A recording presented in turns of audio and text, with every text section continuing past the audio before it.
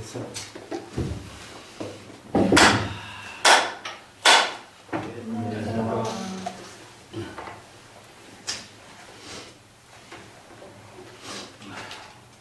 오늘 교재 71쪽에 논서의 필요성이라고 제목을 붙여놓은 것이 있죠. 그 기실론의 앞에서는 저술의 그 의미, 이 기실론을 저술하게 된 의미를 8가지로 설명을 했는데, 요 마지막으로 이제 본 논서 기실론을 저술하게 된 그 의미를 이렇게 좀 정리를 한 것이 오늘 공부할 부분입니다. 그 먼저 원문을 같이 한번 읽어볼게요. 그 문말 수다라 중에 구유차법하니 하수중설이요. 그 수다라는 것은 경이주죠.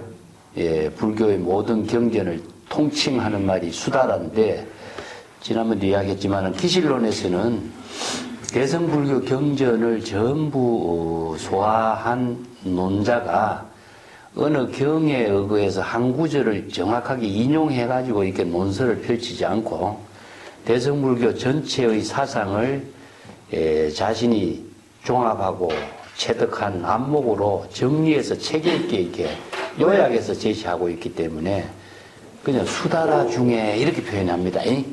우리가 논문을 쓸 적에는 어느 경에 이렇게 해서 이야기하는데, 기실론의 특징이 대성불교 경전 가운데에 이런 의미죠.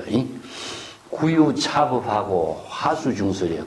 대성불교 경전 가운데 지금 여기에서 기실론의 저술을 하게 되는 앞에 8가지 이유를 이제 자세하게 설명했지만은, 이러한 기실론에서 제시하고자 하는 불법의 모든 가르침과 수행과 공덕과 이익이라든가 이런 것이 다 대성불교 경전에서 설하고 있는 거 아니냐?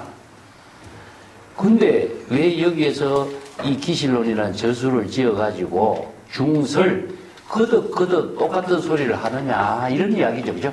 이런 문제를 이제 스스로 제시하고 기실론의 저자가 이런 기실론을 저술하게 된 의미를 나름대로 새롭게 정리해주고 있어요. 사실은 우리가 대성불교 경전의 모든 제불의 설법으로서 불법 수행 체계나 불법의 가르침이 다 설법해 놨거든요. 그러면 경전을 공부하면 충분한데 이렇게 논설을 제시할 이유가 뭐 있느냐 이거죠. 그 문제점을 스스로 제기를 하고 자신이 이 대성기실을 저술하게 된 의미를 체계 있게 좀 이제 정리하고 있습니다. 거기에 대한 대답을 이렇게 해요. 수다라 중에 수유차법이나 이 중생 근행이 부등하고 수에 연별하니라. 소위 열애 제세의 중생 이근하고 능설지는 색심성업의 원음 이련이라. 이류 등해하니 즉 불수 논서라. 자, 여기서 첫 번째 문장이 요 문장입니다. 열애 제세 이 말이 나오죠, 그죠? 수다라 경전에 지금 여기에서 불법의 수행 체계라든가 수행 공덕이라든가 수행법이라든가 진여법이라든가 모든 법문이 사실은 대성 경전에 다 설하고 있다. 근데 이제 중생의 근기에 따라서 그 수행하고 받아들이고 신신공덕으로 자신의 불법을 깨달아 체득하는 입장은 불등, 평등하지 않다. 공정하지 않다. 다 각각 다르다. 그죠?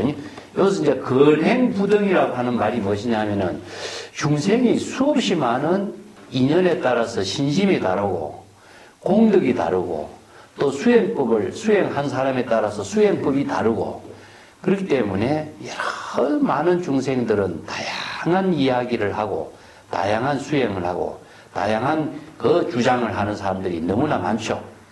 이 때문에 중생은 차별세계를 말합니다. 차별세계. 그래서 이 차별세계를 바로 전부 다 각각 자신의 주장들이 많기 때문에 진여일심법을 바르게 깨달아 체득하지 못하는 경우도 많이 있다. 이런 이야기죠. 그래서 이러한 차별심이 다양하고 근기가 다양하고 신심이 다양하고 수행이 다양하기 때문에 수혜염들이라. 자, 대승불교 경전의 가르침을 받아 제시할지라도 그 가르침을 수지하는 사람, 받아들이는 사람, 그리고 그 가르침의 법문을 사람마다 자신의 근기와 신심과 안목과 수행 체계와 내용이 다르니까 이해하는 차원이 또 달라. 이게 받아들이는 차원이 다르고 또 이해하는 차원이 다르기 때문에 대승불법의 가르침의 인연을 받아들이는 것이 각각 다르다. 연이라고 하는 것은요, 외연인데 우리가 모든 불법을 선지식의 법문을 통해서 받아들이는 것을 외연이라고 합니다. 하나는 내연이고 외부 인연이죠, 그죠? 그래서 외부 선지식이라고 그러고 내연이라고. 그래서 이제 자기가 외부 선지식의 법문을 받아들이고 자기 스스로 자기의 선지식을 만들어가는 거예요. 그렇기 때문에 선지식을 두 가지로 이야기해요. 그래서 외부 선지식의 법문을 받아들여서 궁극적으로 외부 선지식의 힘이라고 하는 것은 자신이 내부의 자기 선지식이 깨달아 체득해야만이 자기가 재불의 경지를 이루는 것이거든요. 아무리 설법을 많이 하더라도 외부 선지식의 법문을 받아들이지 않으면은 자신이 바른 내부 선지식으로 정법을 개성할 수가 없죠. 그래서 이런 인연을 이제 연이라는 글자를 써요. 그래서 자세하게 이야기하면 외연, 내연이라고 합니다. 그래서 이제 이것을 선지식의 법문을 받아들이는 인연, 이런 뜻이죠. 우리가 경전을 본다든가 아니면 설법을 듣는다든가 여러 가지 모든 가르침을 받아들이는 것은 수의 인연이라고 해요. 수의 인연. 이게 우리가 경전을 수지 독송하는 것을 여기서 수의 인연이라고 합니다. 그런 인연들을 중생들은 각각 근기가 다르고 자기가 신심이 다르고 또 수행하는 법이 다르고 그렇기 때문에 경전의 법문이 대성경전에서 아무리 다양하게 설해놓고 전체를 다 설해놔도 중생이 각자 받아들이고 이해하는 인연이 각각 다르다. 이런 이야기입니다. 그래서 이제 말하기를 열의 제세에 중생이 이건하고 능설지인하니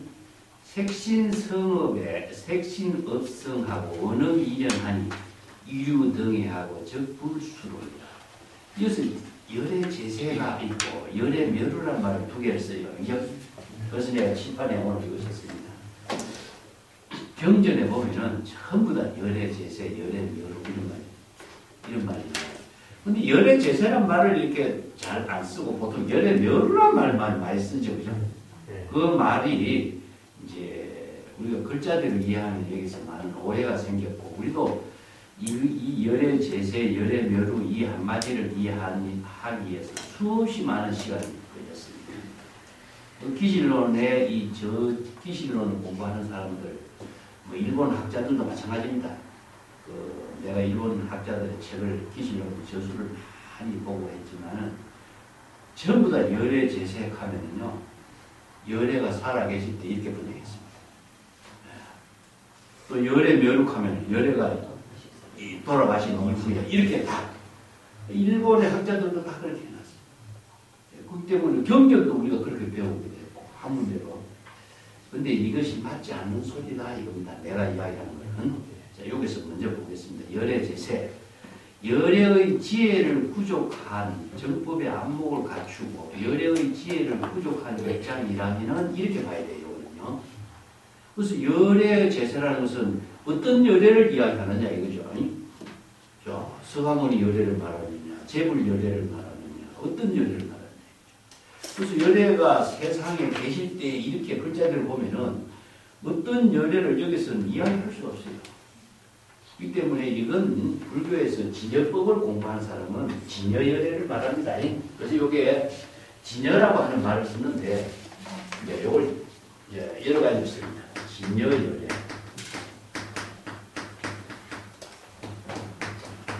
우리 금강경에서 열애란 말이 나오죠, 그죠?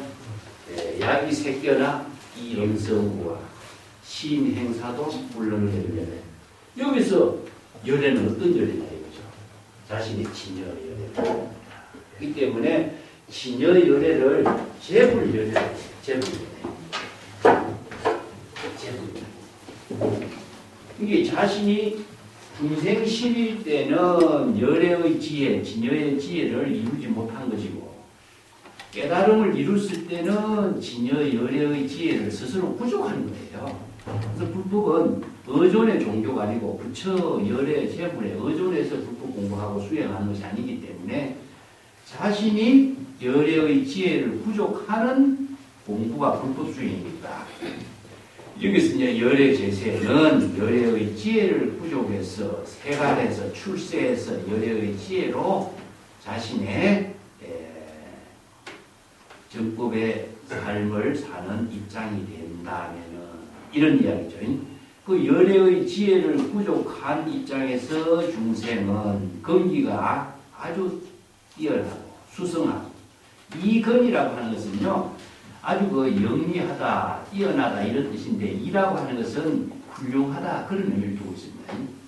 열애의 지혜를 부족한 입장이니까 중생의根기가 뛰어나기 때문에 그래서 중생이 여기서 중생이란 말이 들어가니까 열애와 중생을 차별로 보할 게 있어. 이 문제가 생긴 거예요. 그래서 일체 중생이거든요. 일체 중생인데 열애의 지혜를 부족했느냐? 열애의 지혜를 부족하지 못했느냐는 거죠. 왜냐? 중생의 세계에서 우리가 열애의 지혜를 부족해서 자기의 본분사를 실행하는 것이 바로 불법의 가르침이잖아요. 중생의 세계를 떠나서 열애의 세계에서 사는 게 아니거든. 이거 뭐냐? 우리가 연꽃 비유를 이야기할 적에도 진흙탕에서 연꽃이 피지 진흙탕을 떠나서 연꽃이 필 수 없는 거거든요.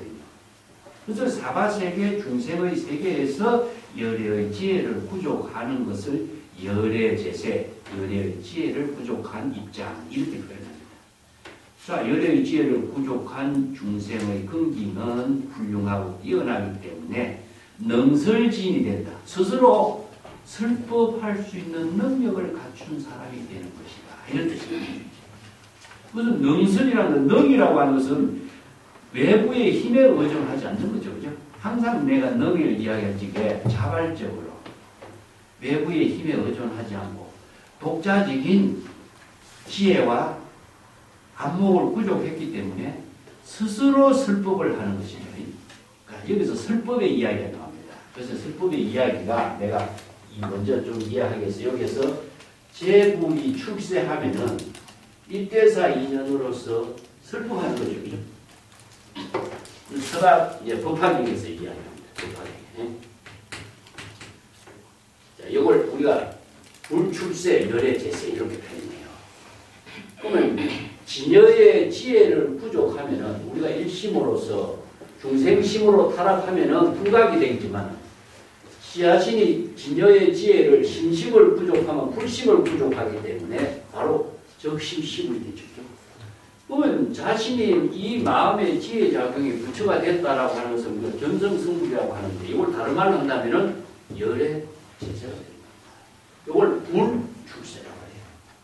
이게 부처가 지금 출세하는 것은 진여의 지혜로 바로 자신의 부처의 안목을 부족해서 또 중생의 망념에서 타락하지 않고 바로 초발심의 정각으로 신심을 부족해서 변성성불함으로써 불출세가 되는 거잖아요. 그렇기 때문에 열애 제세 불출세는 과연 어떻게 이루어지느냐? 이게 법화경에서 제불세존이 제불열애가 일대사 인연으로 이 사바세계에 출세했다. 이 나오죠. 사바세계 중생들에게 불지견을 열어서 중생들이 불지견을 깨달아 체득하도록 설하는 것이 바로 일대사 인연의 설법입니다. 중생들에게 불법을 계시해서 중생들이 불법을 불지견으로서 판단할 수 있는 능력을 부족하도록 열애가 설법하는 것이 출세다. 이게 제불세존이 출세한 일대사 인연이 불출세입니다. 그것은 뭐냐? 제불세존이 출세하는 것 자체는 바로 말로 한다면 설법입니다. 자, 여기서 설법이 나옵니다. 중생 이건하여 열애의 지혜를 부족한 중생은 근기가 뛰어나고 안목을 부족하기 때문에 다른 사람의 힘을 빌리지 않고 스스로 설법할 수 있는 능력을 갖춘 사람이다. 이런 뜻입니다. 그래서 이제 그 열애의 지혜를 부족한 사람은 색심이 업이 성하여, 여기서 색심 업이 수성하다 하는 것은 몸과 마음이 신구의 삼업이 청정하고 정업을 이루고 공덕업을 이루고 또 바로 지혜와 자기의 행을 실행할 수 있는 업을 이루는 능력이 아주 훌륭하다. 그렇기 때문에 색심이 성업하다. 우리 앞에 기경계에서 생무의 자제 이렇게 표현했죠. 자, 재불은 왜 생무의 자제가 이루어지고 색심이 수성하다고 이야기할까요? 응?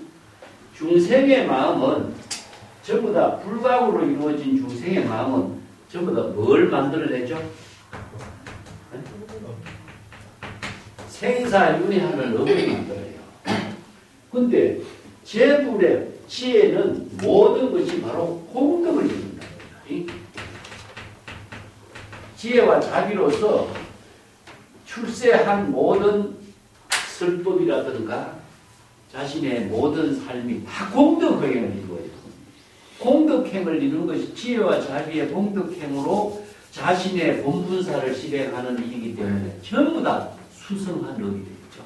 이게 정업이 되는 거죠. 청정한 업이 되고 공덕을 이루는 일이기 때문에 색심의 업이 수성하다. 이 다른 말로 한다면 신구의 사업이 청정한 것이다.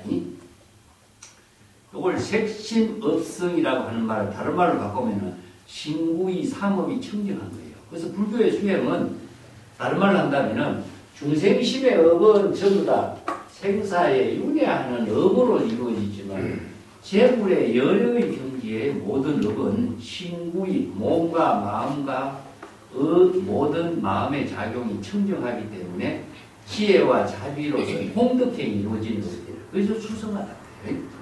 그래서 색심이 성업이 색심의 정업, 신구의 상업이 뛰어나고 수성하다. 이런 겁니다. 자, 그 수성한 의미를 원음이연이라고 해요. 원음이연. 원음은요, 원만한 법음을 불의의 경지에서 연설하다. 이런 의미죠. 그러면 재불이 설법을 하는 것인 거죠. 재불은 자신의 중생심의 모든 여기에 망념이 개입되지 않기 때문에 재불의 설법은 출세해서 설법하는 인연은 원음이 돼요. 재불의 설법은 원음이라고 해요. 원만한 법문을 쓰라는데 그 음이 법음을 말해요. 법음.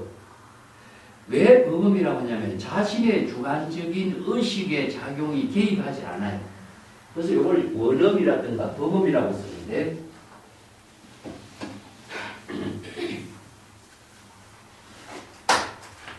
여기 이제 법황경이라든가 대성경전에서는 원음이연이라고 이렇게 써요. 그래서 원음이란 말 달람한다면 법음이다, 이름이다 이런 언어를 사용해요. 왜냐하면 열애의 설법은 설법의 특징이 중생심으로 작용하는 힘이 들어있지 않기 때문에 우리가 49년 동안 설법했다 할 때 한 글자도 써가지 않았다 그런 말 하죠. 그죠? 예, 이거는 중생심의 자기 주장, 의식이 개입되지 않는 겁니다. 중생심의 의식이 개입되면은 열애 재불의 설법이라고 할 수 없어요. 그래서 불교의 설법, 법화경에서 설하고 대성불교에서 설하는 특징이 재불이 출세한 일대사 인연으로 설법한 것은 불지견을 계시하도록 설법한 것은 자아의식이 개입되지 않습니다. 그래서 재불의 설법의 특징이 중생심의 사고가 전혀 개입되지 않기 때문에 원만한 재불 열애 법신의 지혜로 설한 법문이 돼요. 그래서 중생심의 의식이 개입됐다면 원만한 법음, 이름, 예의 설법이 될 수 없다. 이런 의미입니다. 그래서 원음 이연의 설법이다. 이건 내가 뒤에 주석에도 자세히 설명을 했습니다. 전체적으로 한번 문제를 보고 그렇기 때문에 원음 이연의 설법으로 중생심의 의식과 사고가 전혀 개입되지 않고 진여 일심의 지혜로 설법한 경지이기 때문에 이류 등해하고 적불수론이다. 이류라는 것은 일체의 모든 중생을 말해요. 이 중생을 전부 다 이류라 그러는데 중생의 종류가 다양하죠, 그죠? 그래서 보통 구류 중생이라고 우리가 건강경에서 이야기하고 여러 가지 모든 중생이 언어라고 하는 것 자체가 중생이 알아들을 수 있는 방편의 언어라고 하는 것은 이런 중생이 알아들을 수 있는 방편의 언어예요. 그러면은 그 언어는 그 방편의 언어를 모르는 사람에게는 통하지 않죠, 그죠? 그렇지만은 범업이라고 하는 것은요, 모든 중생이 다 알아들을 수 있는 소리가 원음이라고 해요. 예를 들어서 이제 그 비유가 도리천에 도덕고가 있어요. 예, 독이 발린 북이 있는 거야. 그 독이 발린 북을 치면은 밖에 있는 중생이 모두 그 소리를 다 듣죠. 그 소리를 들으면 모든 중생이 다 해탈하는 거예요. 이게 바로 원음이라. 일체 중생이 다 듣고 일체 중생이 다 해탈하는 법을 쓰라는 이게 원음법입니다. 그래서 제불의 설법은 자의식이 들어간 말을 하고 설법을 하면은 그 듣는 사람이 그 사람의 자의식의 사고를 받아들이기 때문에 자신이 본래 진여일심의 지혜로 작용하는 해탈을 이룰 수가 없는 거죠. 그래서 불교에서 이제 제불의 설법을 이런 비유로 써요. 언제 도덕고라든가 북을 친다든가 예를 들어서 우리가 사찰에서 북을 친다, 종을 치죠. 이 종을 치는 것 자체가 법구라고 해요. 법구. 그래서 원음 이련의 법을 제시하고 일체 중생들이 모두 해탈을 이루게 하는 법을 쓰라는 그 의미로 이 법구를 써요. 문종성 번뇌단 지혜장 보리산 이 말이죠. 자, 이 종성을 듣고 일체의 번뇌가 끊어지고 지혜는 정정하고 원성불 도중생 일체 중생이 모두 성불하고 일체 중생이 모두 다 제도하길 바래요. 성불과 중생 제도가 동시에 이루어지는 거예요. 자, 그 종소리는 누구를 위해서 치는 것이 아니라 바로 종소리 그 자체가 법계의 일체 중생에게 원음이 되는 겁니다. 그래서 제불의 설법을 법고에다가 이야기하는 겁니다. 그러니까 우리가 중생의 소리는 누구의 의지가 들어가고 의식이 들어가고 주장이 들어가고 사견이 들어가요. 그렇기 때문에 원음이라고 할 수 없어요. 그래서 이게 법화경에서 우리가 내가 재불세존이 일대사 인연으로 출세해서 설법하는 것은 불지견으로 일체 중생에게 법을 설해서 일체 중생이 불지견을 부족해서 각자 재불의 경기를 이루도록 하는 설법입니다. 그러면 자신이 누구에게 설법하는 것이 아니라 궁극적으로 설법의 대상이 없는 겁니다. 왜냐? 대상이 있으면은 내가 누구에게 설법하는 의식이 들어가버려요. 그래서 원음 설법이 안 돼요.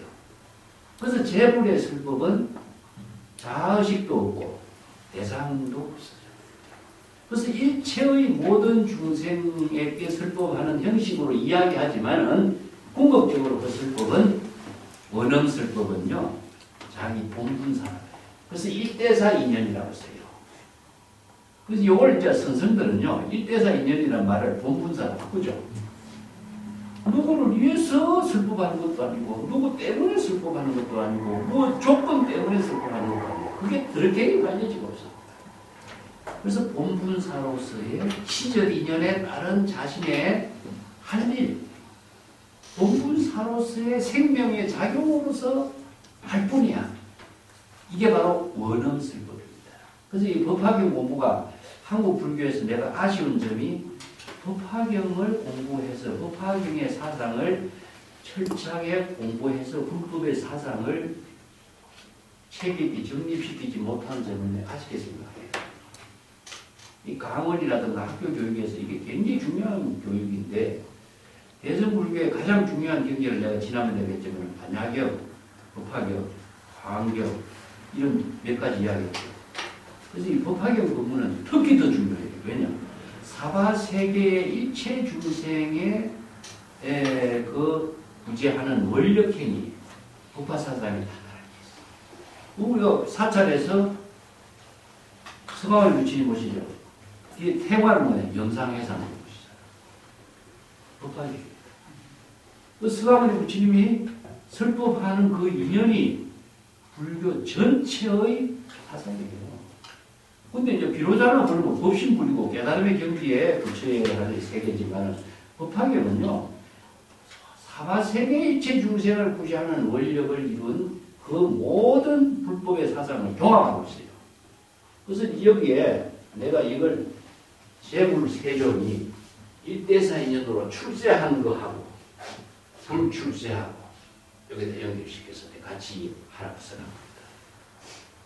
특히 법화경 서품, 방편품, 비유품 이것은 굉장히 중요하니까 정말 읽어가면서 여기서 내용을 같이 해야 됩니다. 자, 설법에 대해서 이야기, 금강경에서 뭐라 했습니까? 이 설법은 무법가설이라고 했죠. 자아의식을 갖지 않고 설법해야 된다. 이게 무법은 공입니다, 공. 자아의식을 텅 비운 경지에서 설법해야 된다. 이게 설법의 재불이 설법하고 재불이 출세하는 세계죠. 설법을 하는 사람이 자아의식이라든가 누구를 위해서 무엇 때문에 조건으로서 어떤 것을 제시하고 가르치기 위해서 이런 것이 있기 때문에 원음설법의 의미가 여기 있습니다.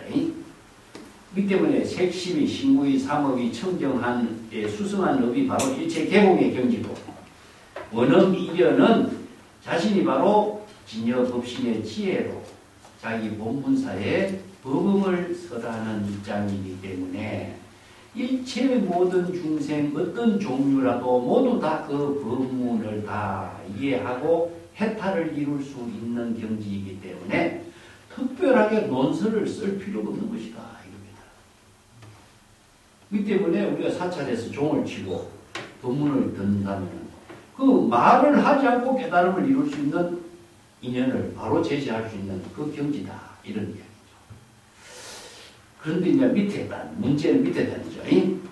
약 열의 멸후의 호유 중생은 능히 자력 방문하고 이치해자하고 호유 중생은 여기 자력 소문으로 이 다해자다. 또 호유 중생은 무자신력하고 인어 광론에 이덕해자하고 자유 중생에 후이광 논문 다이변하고 신낙 총지 소문하여 이석다이하고 넘치해자. 여시 차론의 위욕 총섭으로 열의 광대 신법으로 무변이고로 음설 차론이다. 자, 여기서 이제 이 논설을 지은 의미가 밑에 단에 있어요. 모두 열의 지혜를 부족한 입장이라고 한다면 굳이 이런 논설을 쓸 필요 없어. 제불에 경전에 쓸 것도 사실은 필요 없는 거죠. 그런데 이 설법이라든가 논설의 의미는 열의 경지를 깨달아 체득하지 못한 입장에 있는 중생을 말하고 있습니다.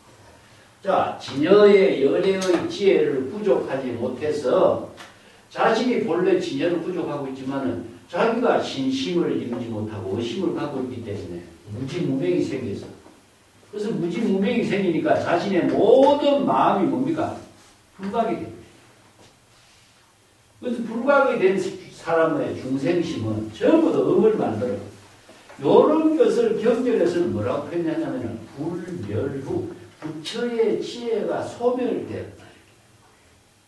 이게 중생심은 업을 지니까 열의 지혜가 이루어지는 것이잖아요. 부처의 지혜가 소멸됐다. 또 불미출세, 부처의 지혜를 출세로서 실행하지 못했다. 그 불미출세라고 표현해요. 여기서 불출세라고 표현하는 데 비해서 불미출세라고 표현해요. 부처의 지혜로 출세하는 자신의 수성한 업으로 공덕행의 삶을 이루지 못하고 있다는 거예요. 여기 이제 가장 많이 쓰는 말이 무엇이냐? 열의 멸후라는 말을 써요. 자, 열의 제세란 말을 쓰는데 여기서 열의 멸후라는 말을 썼죠. 여기 뭐냐? 진여 열의 지혜가 부족하지 못했다. 진여 열의 지혜가 죽었다. 이게 뭡니까? 중생이다. 그래서 우리가 대성경에 금강경에서 열의 멸후 500세 이런 말 많이 쓰죠. 이거 뭐냐면 열의 지혜가 음치 500세 수없이 많은 세월을 무명으로 보냈다 이런 표현. 그래서 무명생으로 살고 있는 사람이 어떻게 되겠어요? 이 경전의 법문을 수지독송하고 그가 발심 수행해서 수지독송해서 불법의 깨달음을 체득한다면 그는 곧 저기열애 바로 그가 열애가 된다 이렇게 표현했죠. 그죠? 그러면 발심 수행하는 사람은 중생이 발심 수행합니다. 어떻게 발심 수행했어? 제불의 가르침을 받고 제불의 가르침을 수지독송해서 제불의 가르침을 발심 수행해서 열애가 되는 거거든요. 그래서 제불 열애의 지혜가 없는 상태, 중생이 된 상태를 열애묘라고 합니다. 그래서 요 위에 구절은 열애제세가 됐고 밑에 구절은 열애묘루예요. 그래서 열애제세는 열애의 지혜를 부족한 입장의 입장이고 열애묘루는 열애의 지혜를 부족하지 못한 중생의 입장입니다. 요걸 글자대로 해서 열애가 세상에 계실 때 하고 또 열애가 입적한 이후에 이렇게 번역하면은 이 내용이 그러지요. 그래서 이것은 그렇게 이해하는 것입니다. 자, 열애의 지혜가 없는 중생일 때는 어떻습니까? 고규 중생이, 저도 중생이 나오죠, 그죠? 너희 자력으로 강문. 자, 어떤 중생은 스스로 자기의 능력과 힘으로서 불법의 가르침을 널리 들어. 그리고 이 취해라. 스스로 불법의 가르침을 잘 이해할 수 있는 중생들이 있다는 겁니다. 근데 중생들 종류가 다양하다 그랬죠, 그죠? 근기도 다양하고, 신신도 다양하고, 수행도 다양하고, 다양한데, 여기에 열애의 지혜가 없는 중생들 가운데 이런 중생들도 있다. 또 이런 중생이 있다. 또 자력의 힘으로서 경전의 법문을 조금 듣고서도 많이 경전의 법문을 이해하는 사람도 있다. 그런데 요 중생은 어떤 중생이냐 하면요. 열애의 지혜가 없는 중생이니까 지식으로 이해하는 겁니다. 아시겠죠? 위에는 열애의 깨달음의 지혜로 실행하는 능력을 갖춘 것이고 밑에 열애의 지혜가 없는 중생은 지식으로 이게 경전의 법문을 지식으로 이해하고 조금 듣고도 많이 이해하고 많이 듣고 많이 이해하고 지식으로 이해하는 중생들 이해해요. 그렇게 해서 자력으로 널리 법문을 듣고 그 법문의 뜻을 잘 이해하는 사람도 있고 또 자력의 힘으로서 조금 법문을 듣고도 많은 가르침을 많이 이해하는 중생도 있고 이런 의미죠. 자, 그 밑에 또 후기 중생은 무자신력으로 인어 광론으로 이 득해자. 또 어떤 중생은 자기의 힘으로 능력이 없기 때문에 많은 주석서의 논서들을 참고해서 불법의 가르침을 이해하려 하는 사람도 있다. 여기서 광론이라고 하는 말은요, 경전의 가르침을 해석하면서 광론이라고 합니다. 예를 들어서 우리가 반야경의 해석을 한 것을 대치도록 하죠, 그죠?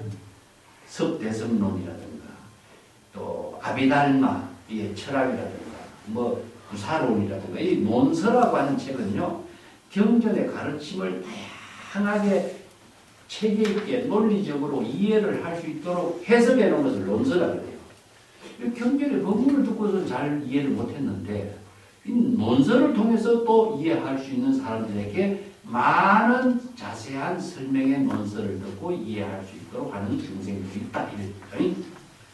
그렇기 때문에 스스로 어떤 중생들은 멀리 많은 논문이 너무나 번거롭다고 생각하는 사람들도 있다. 그래서 그들한 중생들의 마음은 총지로 소문을 좋아하고 찾아다니는 사람들.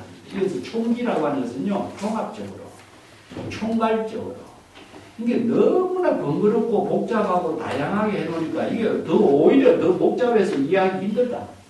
그래서 이런 사람들은 간략하게 총론이라고 하는 거죠. 총론.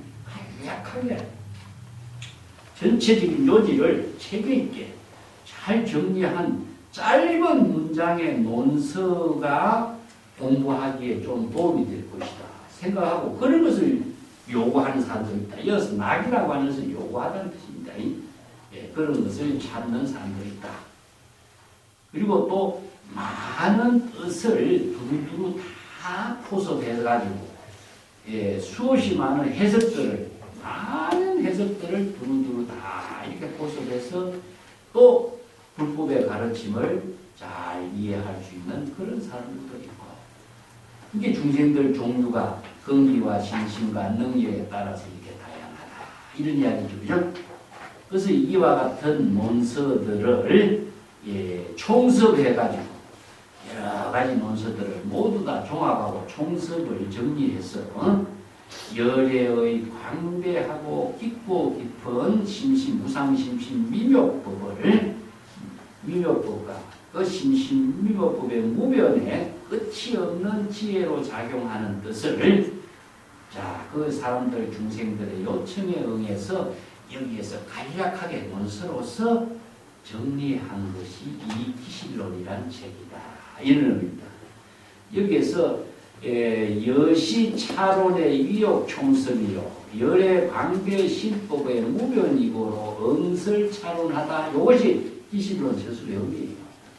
그래서 이건 뭐냐 하면은 수없이 많은 중생들의 근기에 따라서 다양한 요청이 있는데 너무 많은 논서로 설명하면 사람들이 번거롭게 여기고, 그렇기 때문에 좀 간략하게 전체적인 의미를 체계 있게 잘 정리해서 공부하고 수행하는 데 도움이 될 수 있는 책이 요구를 하고 있는데, 그 요구에 부응해서 여기에서 총섭해서 이렇게 정리하고 한 책이 기실론인데, 그 마지막 구절에 총섭이란 말이 있죠, 그죠?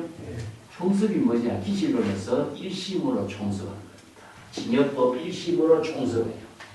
이게 수없이 많은 대성불교의 경전의 가르침을 방편법문, 인연법문, 비유법문을 그 법문을 전부 다 법문대로 이해하다 보면 혼란이 일어나죠. 그래서 그것을 총섭을 어떻게 해야 되겠어요? 진여법으로 총섭합니다. 진여법으로 총섭합니다. 그래서 여기서 기실론은 이제 본문에 들어가기 전에 진여일심으로 진여법을 진여일심으로 총섭합니다. 근데 진여일심으로 총섭한 것을 기실론에서 1심, 2문, 3대로 정리해요. 그 1심으로 총섭한 것을 이제 1심의 법이라고 해요. 1심의 법으로서 총섭해가지고 1심의 법이 지혜로 작용하는 것을 설명한 것이 여기입니다. 자, 여기에 열애의 광대 신법이 무변의고로 응설차를, 열애 광대의 신법이 뭡니까? 바로 신여 일신법이고, 무변의 의로 끝이 없고 한량없고 무궁무진하고 다양하게 정리하고 있는 지혜로 작용하는 뜻, 이게 법이죠. 이걸 그래 이제 기실론에서는 진여일신법과 진여일신법이 지혜로 작용하는 무궁무진한 작용의 뜻을 정리해서 논서로서 엮었다. 이게 바로 이 기실론의 저수예입니다. 이건데 거기에 열애 광대 신법, 이 법이 나오죠, 그죠? 이 법이 바로 보면은 일신법입니다. 일신법이고, 그 밑에 무변의고, 무변의가 뭐죠? 일심의 법이 무궁무진하게 무진장으로 3대로 이제 작용해. 인체, 상용, 3대로 작용하는데, 이 기실론은 수없이 많은 법문을 일심의 법과 3대의 지혜로 작용하는 것으로 다 정리하고 있어요. 이렇게 얼마나 복잡한 불교의 가르침을 일심의 법과 일심의 지혜로 작용하는 의로 정리해서 체계 있게 통섭시킵니다. 근데 이 논서가 뛰어난 점이 그거죠. 다른 데는 경전의 문장을 해석하고 경전의 문장을 이해할 수 있도록 논서를 썼어요. 이 기실론이라고 하는 책은 차원이 다른 거죠. 전 대성불교의 가르침, 불법의 가르침을 모두 일심으로 통섭을 시켜요. 일심으로 화제를 시키는 거죠. 종합시키는 거죠. 근데 일심으로 어떻게 했냐? 세간법, 출세간법을 일심으로 통섭했어.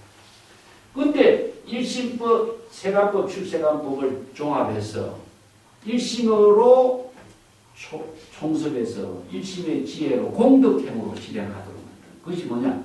삼대라. 최상론. 요 부분이 기실론의 논서의 구조라고 할 수 있습니다. 그래서 요 마지막 구절이 이제 앞으로 이제 본론에 들어가면은 신법과 삼대를 갖고 설명해 나가요. 그래서 요 구절을 논서의 필요성을 내가 좀 자세하게 설명하는 이유가 열의 제세와 열의 멸우라고 하는 말을 잘못 이해해가지고 여러 가지로 좀 오해했던 부분을 이제 우리가 바로 잡아야 된다는 점이 하나고, 기실론 논서의 의미가 다른 논서와 차원이 다른 의미가 무엇인가, 이것을 우리가 정확하게 알고 공부를 해야 된다는 거죠. 이 부분에 대해서 주석을 조금 드릴게요. 참고로 전체적인 내용을 내가 자세하게 좀 정리를 한 부분이 있습니다. 근데 다시 한번 자료를 가지고 정리해 볼 것이, 열의 제세하고 열의 멸우라고 하는 부분이거든요. 그것은 내가 이 안에서도 몇 차례 다른 자료를 갖고 종합해서 정리를 해놨기 때문에 그 경전의 본문을 가지고 우리가 확인을 할 수 있도록 내가 정리를 해놨습니다.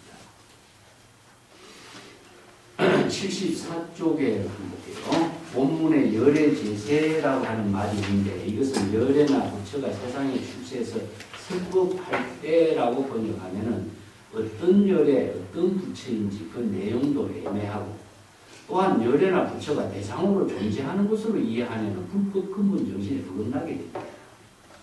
그래서 이제 열애가 열애의 지혜를 부족한 입장, 이런 입장이죠. 여러분 책 89페이지 한번 보세요. 뒤에 89페이지 있는 데는 이런 문장들이, 내가 다른 자료에도 내가 정리를 했는데, 잡아한경에 있는 부분이 있어요. 89페이지에 보면 보면 우리가 진여법이 잡아한경에서부터 비롯됐다는 사실이 나와요. 그래서 불교는 법에 의거하지, 법에 의거하라, 자기 자신에 의거하라. 자등명, 법등명이 원시불교부터 나오죠. 이 부분이 나와요. 89페이지 보면은 아한경에 있는 구절인데, 이 아한경의 구절이 여러 군데 언급되어 있습니다만 중요한 부분이 부처의 지혜를 체득했거나, 요거 불출세입니다. 약 미출세, 부처의 지혜를 체득하지 못한 중생이거나, 이렇게 표현해요.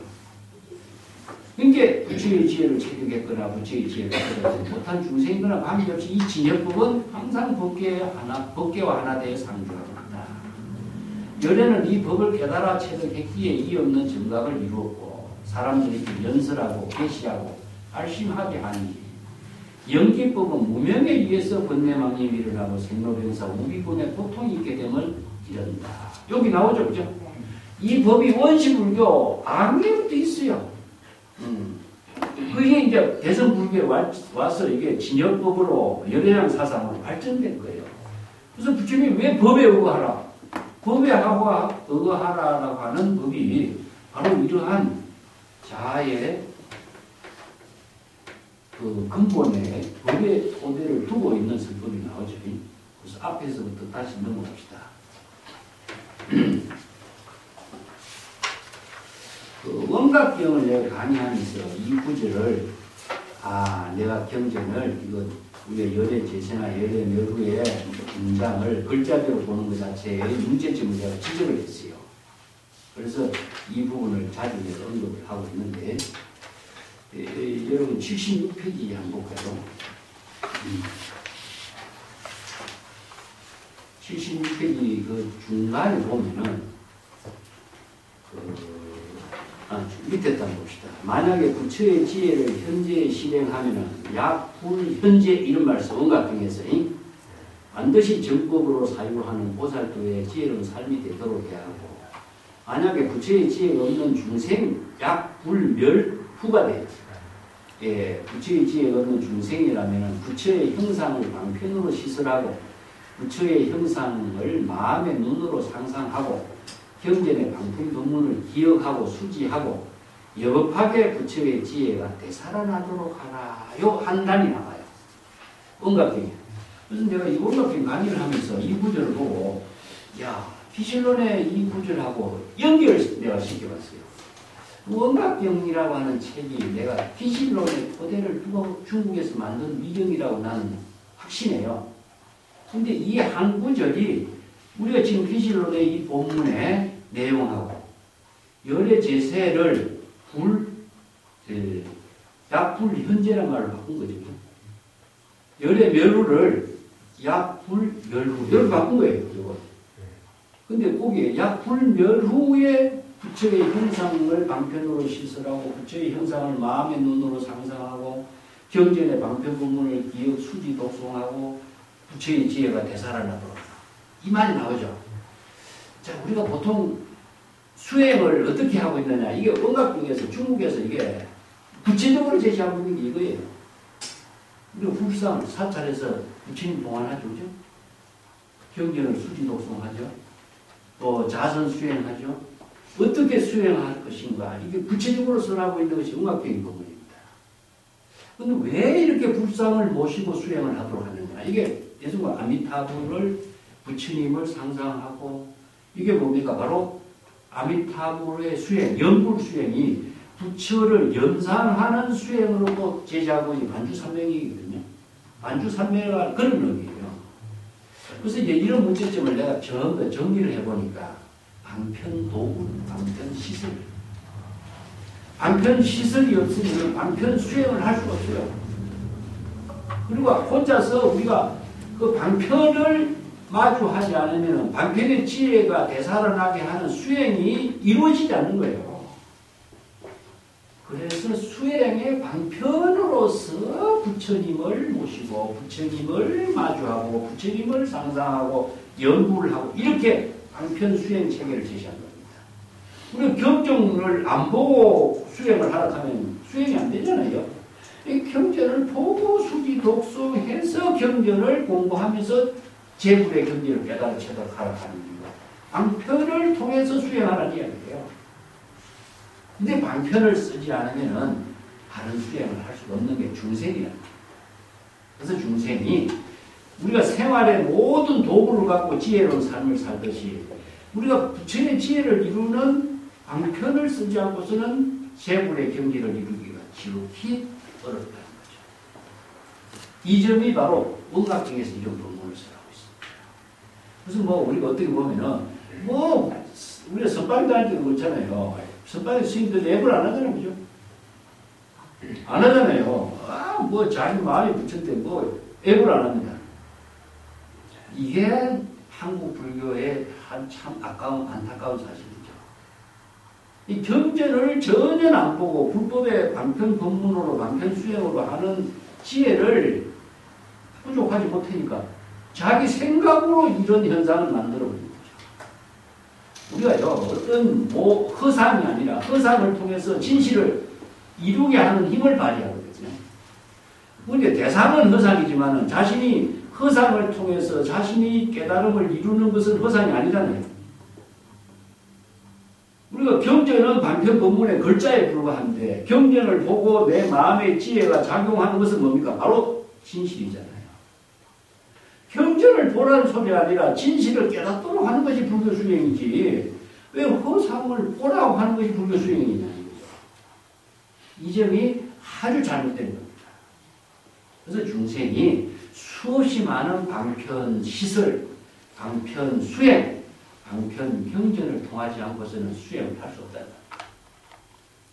이 점이 이런 원각경의 법문이 이런 점을 얼마나 구체적으로 제시했는가 알 수가 있어요. 우리가 건강경에서요, 뭐 수지 독송이라는 말을 그냥 하는 것을 그 학자들이 책 보는 거고 이렇게 이야기합니다.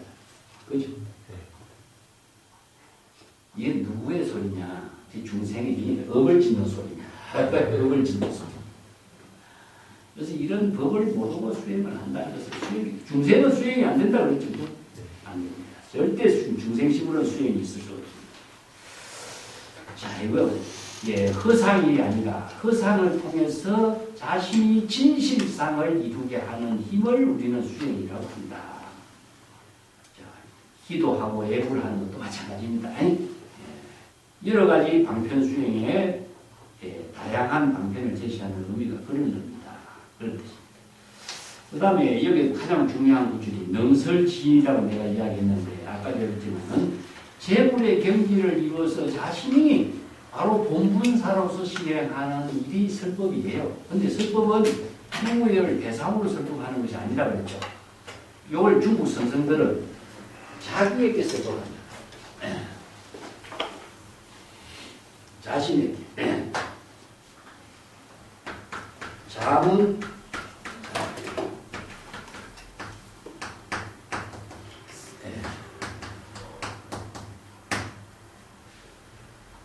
선의 슬픔을 자문자다.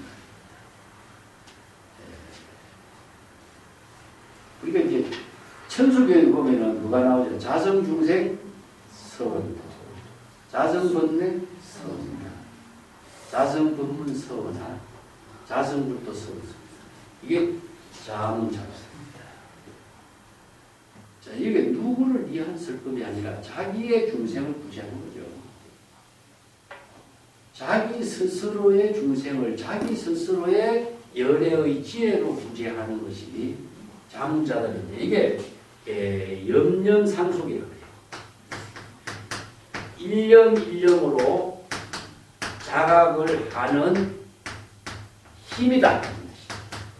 우리가 일념일념으로 자각을 한다 이런 말씀인데 자각을 어떻게 합니까?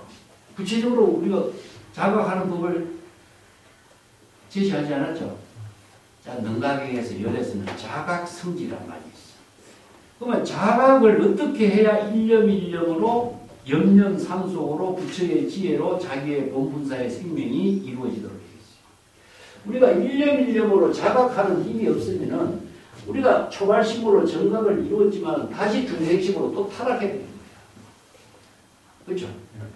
그런데 중생심에서 초발심으로 정각을 이루어서 깨달음을 이루었으면은 견성성불, 적심시불이 됐으면은 부처로서의 삶을 이루게 하는 힘은 과연 뭐냐 이거죠. 부처가 됐다고 부처의 지혜로 삶을 지속할 수 있는 힘이 있어요. 찰나에 부처가 되어도 찰나에 망념이 일어나면 중생심은 또 타락해버린 거죠. 그래서 일념에 자각으로 하는 힘이 없으면은 또 중생으로 타락해버려요. 그래서 일념 자각하게 하는 힘은 자기가 설법을 할 수 있는 능력이 있어요. 자신이 자신의 일념의 망념을 제도하는 능력이 있어야 된다는 거죠. 그 제도하는 능력은 뭐가 필요하냐? 정법의 안목이 있어야 돼요. 두 번째는 방편의 지혜가 있어야 돼요. 그러면 자신이 정법의 안목과 다양한 방편의 지혜로 부족하지 않는 한 자신의 마음의 중생도 제도하지 못해요. 지혜를. 그래서 설법을 한다는 것은 방편 법문을 쓰라는 겁니다. 방편의 지혜를 갖고 쓰라는 것이고 방편의 지혜를 가지고 설법하는 것인데 방편의 지혜가 없는 사람이 설법할 수 없고 방편의 안목이 없는 사람이 중생의 병을 진단할 수 없기 때문에 어떻게 설법하고 진단해야 될지 모르는 거예요. 설법을 어떻게 하겠어요? 그렇기 때문에 염년자각은 자신이 방편의 지혜를 자신에게 쓰는 힘입니다. 그 방편의 지혜를 부족하기 위해서 경전에서 쓰는 많은 방편 본문을 자신이 수지 독송해서 자신의 방편의 지혜로 독자적인 안목의 방편의 지혜로 쓸 수 있는 능력을 갖출 때 가능하죠. 그런 능력을 부족하는 거죠. 그렇지 않으면 금방 중생심을 또 타락하게 되는 거죠. 그래서 여기서 설법의 의미가 이겁니다. 재물세련이 이때사 있는 염념, 이때사 있는 애는 지금이죠. 지금 염념으로 자기의 자각적인 지혜를 실행할 수 있는 인연을 본분사라고 하고 출세라고 합니다. 염념, 일념의 자각으로 출세하는 거예요. 그것이 설법을 통해서 자신이 출세한 이때사 인연의 삶을 사는 거예요. 누구를 위한 것이 아니라는 거죠. 그래서 법화경에 이 법문하고 일대사 인연하고 출세하고 열애 제세하고 자 오늘 이걸 우리가 정리를 하지 않으면 나도 많은 시간을 지금 불교 공부를 했지만 열애 면우라고 하는 말을 가지고 얼마나 헤맸어요. 솔직한 이야기야. 내가 10여 년 전에 서울에서 음악회를 강의하면서 이건 내가 잘못했다는 것을 내 스스로 깨달았어. 그리고 나서 기실론의 이 구절을 내가 다시 본 거예요. 이 기실론 이 문장도 글자대로 보는 것은 아니다. 그래서 이 문장을 내가 바로잡기 위해서 수없이 많은 자료들을 정리하고 확인해보고 이렇게 내가 쓴 거예요. 그래서 열애제세, 열애묘루 500세가 이걸 중국에서는요, 이걸 정법, 상법, 말법으로 해석을 하고 있어요.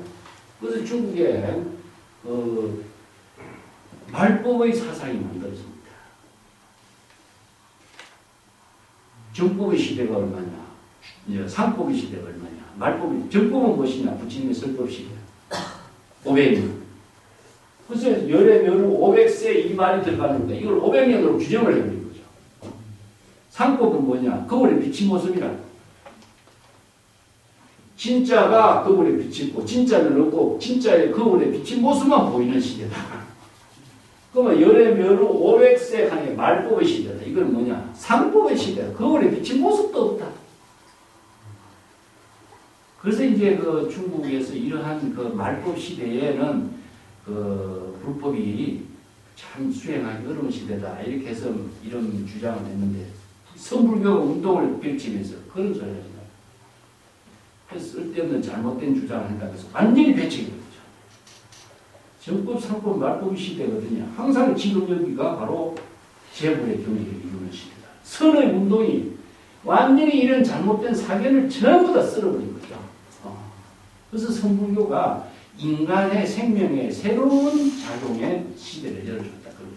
그래서 인간의 시대가 그렇게 펼쳐지죠. 이런 구절들을 좀 정립을 정확하게 우리가 공부하면, 우리가 금강경을 내가 옛날에 썼지만은 지금 다시 수정하려고요. 내가 금강경 썼을 적에는 500세를 내가 이렇게 해서 안 했어요.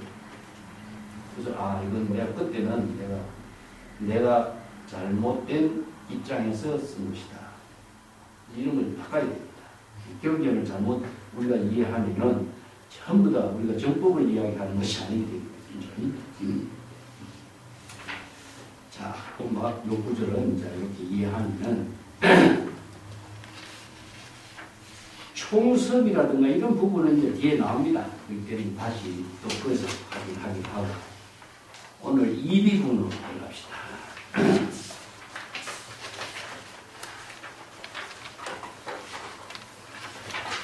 교재 85쪽에 갑시다. 이설 인연분하고 차설 이의분하니 마하연자는 총설 유이종이요 운하이요 일자는 법이요 일자는 의다. 자, 앞에서 우리가 법과 의를 내가 설명했죠.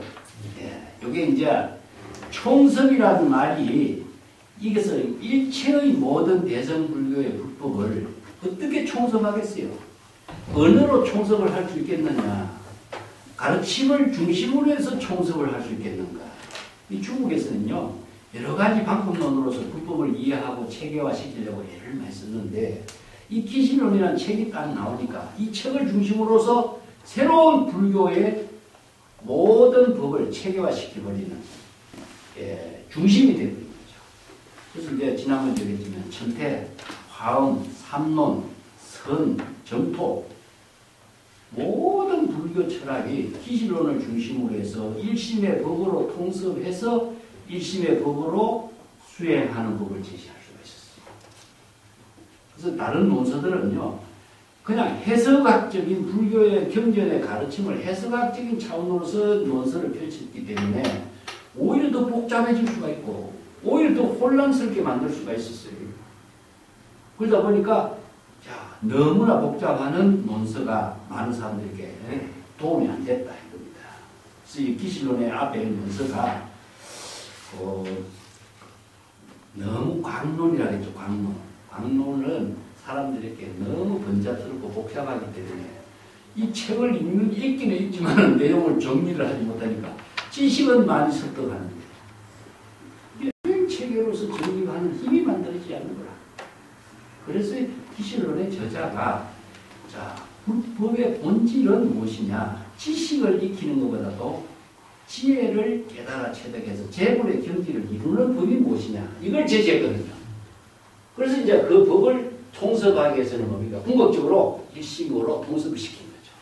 그래서 일심의 법으로 통섭했고, 일심의 법이, 일심이 지혜로 작용하는 법을 3대로 표시해요. 이제. 여기서 이제 내가 이 표를 그리는 이유가요. 일심의 법을 이체의 모든 중생들에게 설한 법입니다. 중생들에게란 설법의 내용을 일심의 법으로 정리했어. 그리고 일심의 법이 어떻게 일심의 법을 종합했다는 이제 시행되는가? 이게 3대로 됩니다. 체, 상, 용. 이 논리를 펼쳐. 그래서 일심이 지혜로 작용하는 뜻이 무엇이냐? 진여 본체하고 진여 본체가 구족하고 있는 특성, 그 진여 본체가 지혜로 작용하고 있는 내용, 요걸 이제 방편이지. 요걸 둘에 합쳐가지고 진여 자체라고 하고, 진여 자체가 방편의 지혜로서 자기의 설법, 본분사로서 할 수 있는 힘을 펼치는 거죠. 이렇게 체계 있게 정리한 책이 기실론이라는 특징이 있어요. 그래서 요건 이제 앞으로 요걸 쭉 이제 정리해 나가요. 이걸 내가 종합적으로 틀을 이해하도록 내가 표를 그립니다. 왜냐하면요, 이것도 이 표를 안 그려놓으면, 이게 어디에 이야기를 하는지 몰라요. 그래서 이제 전체적으로 진여, 열애의 모든 것이 일심으로 작용하니까, 진여가 작용하는 것이 일심이잖아요. 그죠? 그래서 이제 이걸 대선일심이라고 해요. 진여 일심이 지혜로 작용하는 법하고, 진여 일심이 지혜로 작용하는 법의 내용을 구체적으로 씁니다. 그래서 이제 법에 의거하고, 뜻에 의거하고, 지혜에 의거하고, 요의에 의거하네. 나머지 네 가지가. 자, 여기입니다. 첫째는 법에 의거하고, 뜻에 의거하고. 자, 여기에서 이제 3대가 나오죠. 그지? 3대의 지혜와 요의가 됩니다. 3대가 방편의 지혜로 작용하는 힘이 발휘됩니다. 그래서 이제 일심의 법에 의거하고, 일심의 법이 3대의 의에 작용하는 뜻에 의거하고, 지혜에 의거하고, 그 지혜가 작용하는 것이 뭡니까? 상구보리 하와중생이거든요. 의에 의거하라. 이런 말. 그래서 이거 법의 지요의. 이렇게 네 사의라고 경전했어요. 이걸 중심으로 해서 대선 경전에서 설하고 있어요. 그런데 오늘 이제 토대로 해서 기실된 원서가 정립된 건데, 이 사의를 내가 어디다가 써놨나? 그 사의는 내가 맨 처음에 서문에 써놨습니다. 맨 첫 페이지 서문을 안 쓰고 앞에 보세요. 내가 이걸 그 전에 이야기를 했는데, 이 불교 공부의 핵심이 있거든요.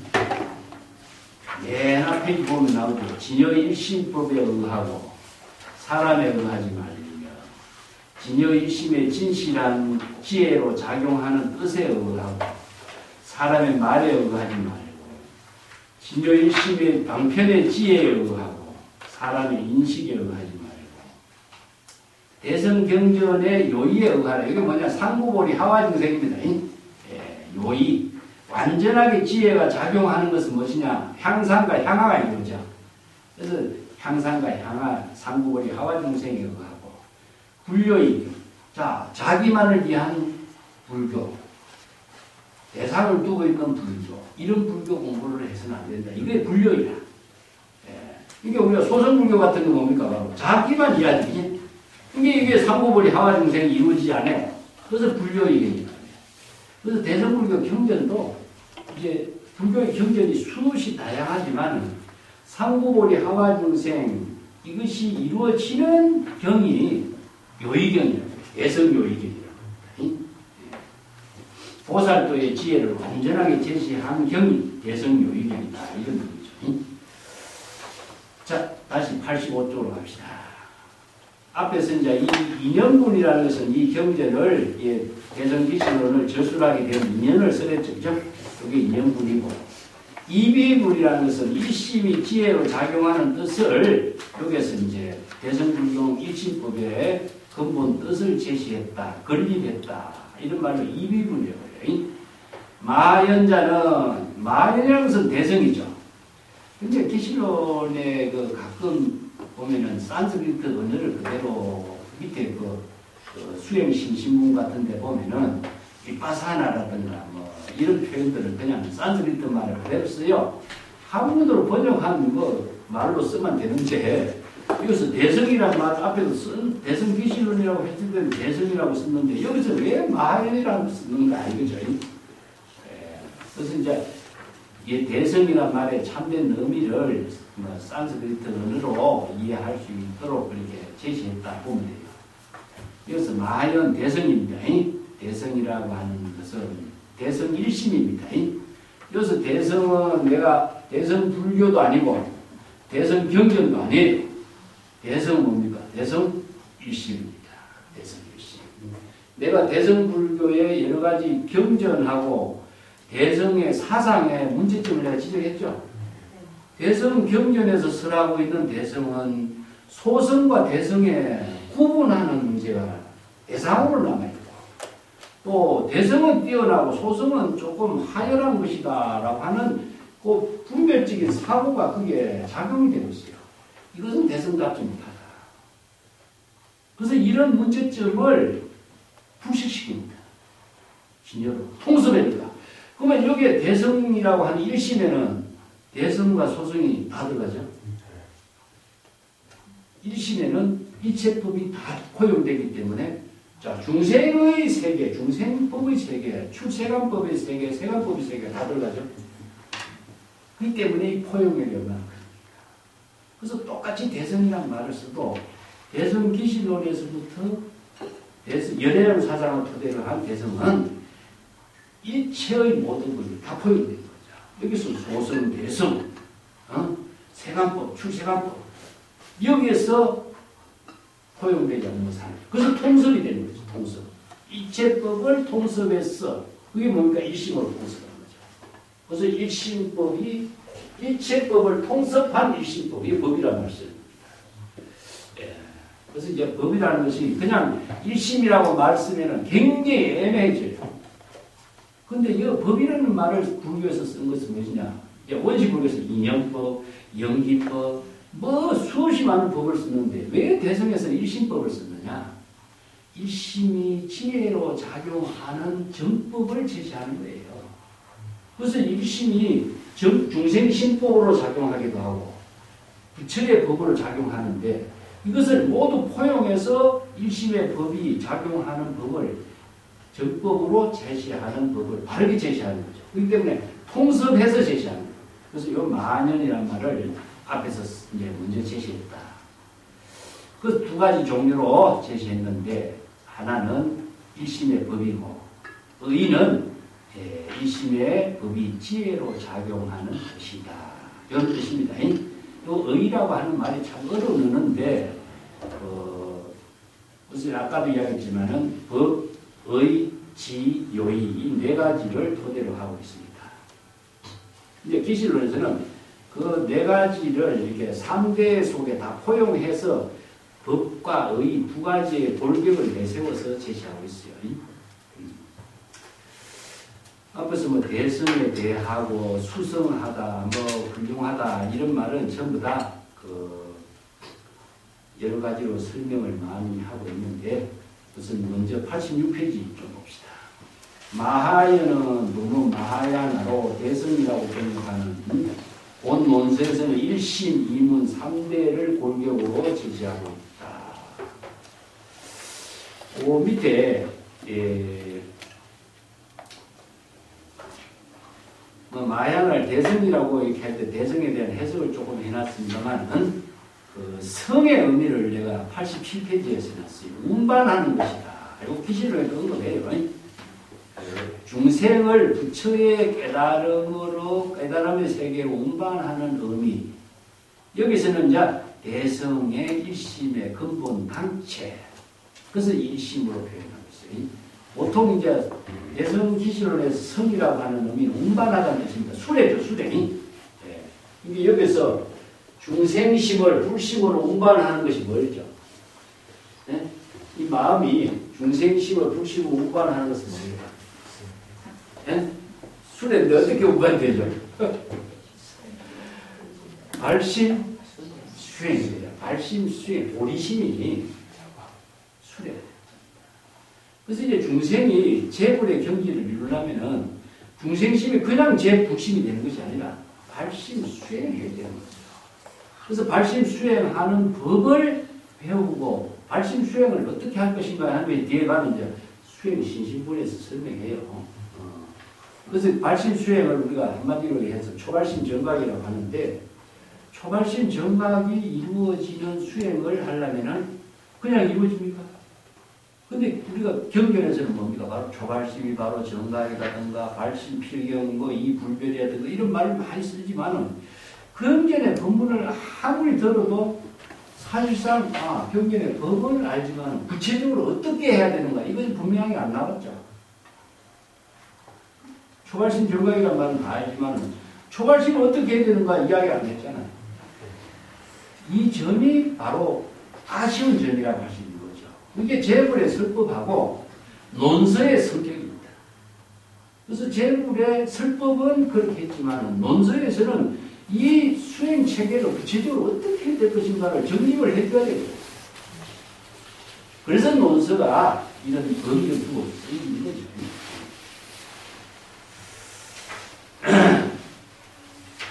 자, 총설이라고 하는 거하고 이런 것도 의미되는데 쭉 이걸 넘어갑시다.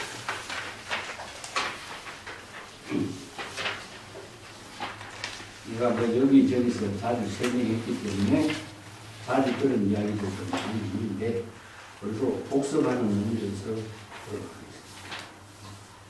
그 법과 이해 사상 체계를 정립한 그 중요한 경전의 문장을 기실론에서 이러한 문서를 제시하고 있는 부분을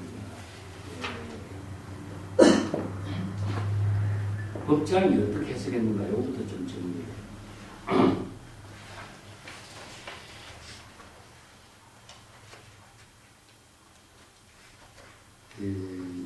90페이지입니다. 90페이지. 위에 90페이지 중간에 보면은 대성 진여 1심을 법과 이로 제시한 대성 기실론은 대성, 마하연 대성의 1심의 본질, 즉 법의 당체인 1심을 가리키고 의는 대성의 중생심으로 자의식과 중생의 대상 경계를 틈 비운 아공, 법공의 경지, 진공 묘유에서 여법하고 여실하게 반야지혜로 작용하는 것이다. 그걸 이제 내 나름대로 설명한 겁니다.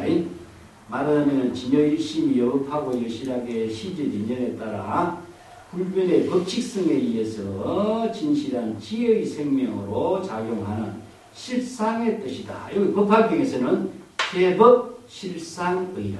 여기서 법이 나오죠, 그죠? 그러면 실상의가 나오죠, 그죠? 요것을 이제 기실론에서는 우리가 대성불교에서는 법과 의라고 해요. 제법 실상의. 실상이라는 뭐죠? 실상. 진실한 생명으로 작용하고 있는 특성의 모든 생명의 뜻이 전부 다르게 작용하죠. 그죠? 근데 그 본질은 다 근본이 다 같다 이런 뜻입니다. 이걸 이제 기실론에서는 최상용 3대로 설명하고 있는데 자, 이 기실론의 저술에 가장 뛰어난 주석을 한 사람이 법장인데 91페이지 내가 좀 그분의 이 부분을 조금 이해를 돋보자 썼어요. 법장 대성기실론 의기에는 법은 대성법의 본체 1심이고 의는 대성이라는 명칭의 뜻이다. 이렇게 설명하고 있어요. 법은 성질이 변하지 않는 것, 자성을 지니고 있고 대성기실론을 쓰는 것이 1심 그 자체이기 때문이다. 그리고 1심의 지혜가 작용하는 뜻을 나타내는 것이라고 이렇게 설명하고 있습니다. 그것은 이제 법장도 기실론에 주석을 하면서 정말 많은 연구를 했다고 합니다. 그 주석에 참고하는 경전에 그 인용한 자료를 해도 엄청나게 기실론 연구를 정말 많이 한 사람이 법자이다 이렇게 보고 있습니다. 예. 그래서 최상용 3대에 대해서는 뒤에 가면 좀 구체적으로 설명이 되어 있는데 다시 하고 그 93쪽에 넘어가 봅시다. 대지도론에 나오는 구절이 있습니다.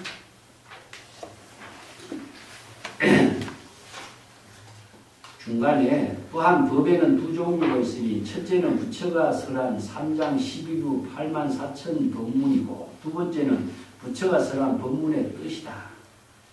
말하자면 지계, 선정, 지혜, 팔정도, 해탈, 깨달은 열반 등 수행자는 반드시 부처가 설한 법을 잘 기억, 자각하고 그 다음에 반드시 법문의 뜻을 깨닫도록 해야 된다. 여기 법의라고 하는 말을 쓸 수 있어요. 그래서 이제 이런 경전에 법화계에 설하고 있는 제법 실상의 아니면은 건강계에서 열애자 즉 제법여의 나오죠. 이 제법이 여여하게 지혜로 작용하는 뜻 이게 법화경의 건강경의 구절이라든가 제법 실상이라든가 이 법을 일심의 법으로서 총섭시킨 것이 이제 개성귀신론의 특징이다 이렇게 볼 수가 있습니다. 여기 열반경의 그 법문은 90페이지, 4페이지에 내가 써놓은 4페이지 밑에 딱 법 위에 내용. 자, 마음경에서 이것을 자를 깨닫고 전법의 지혜에 의거하라. 자등명, 법등명이라고 하는 말인데 열반경에서는 이제 법에 의거하고 사람에 의거하지 말라. 요 조금 아까 전에 우리가 읽은 내용 그거죠, 그죠? 요걸 이제 불법 수행의 4가지 기준, 그 유마경이라든가 성만경이라든가 대선경전에서 자주 이 법문을 제시하고 있습니다. 예, 그래서 한마디로 말하면은 대선기시로는 이러한 법문을 토대로 해서 일심의 법으로 통설했다. 일심의 법이 지혜로 작용하는 뜻을 3대로 재정립했다. 이게 기시론의 특징이에요. 이렇게 제시하고 있는 논설은 없거든요.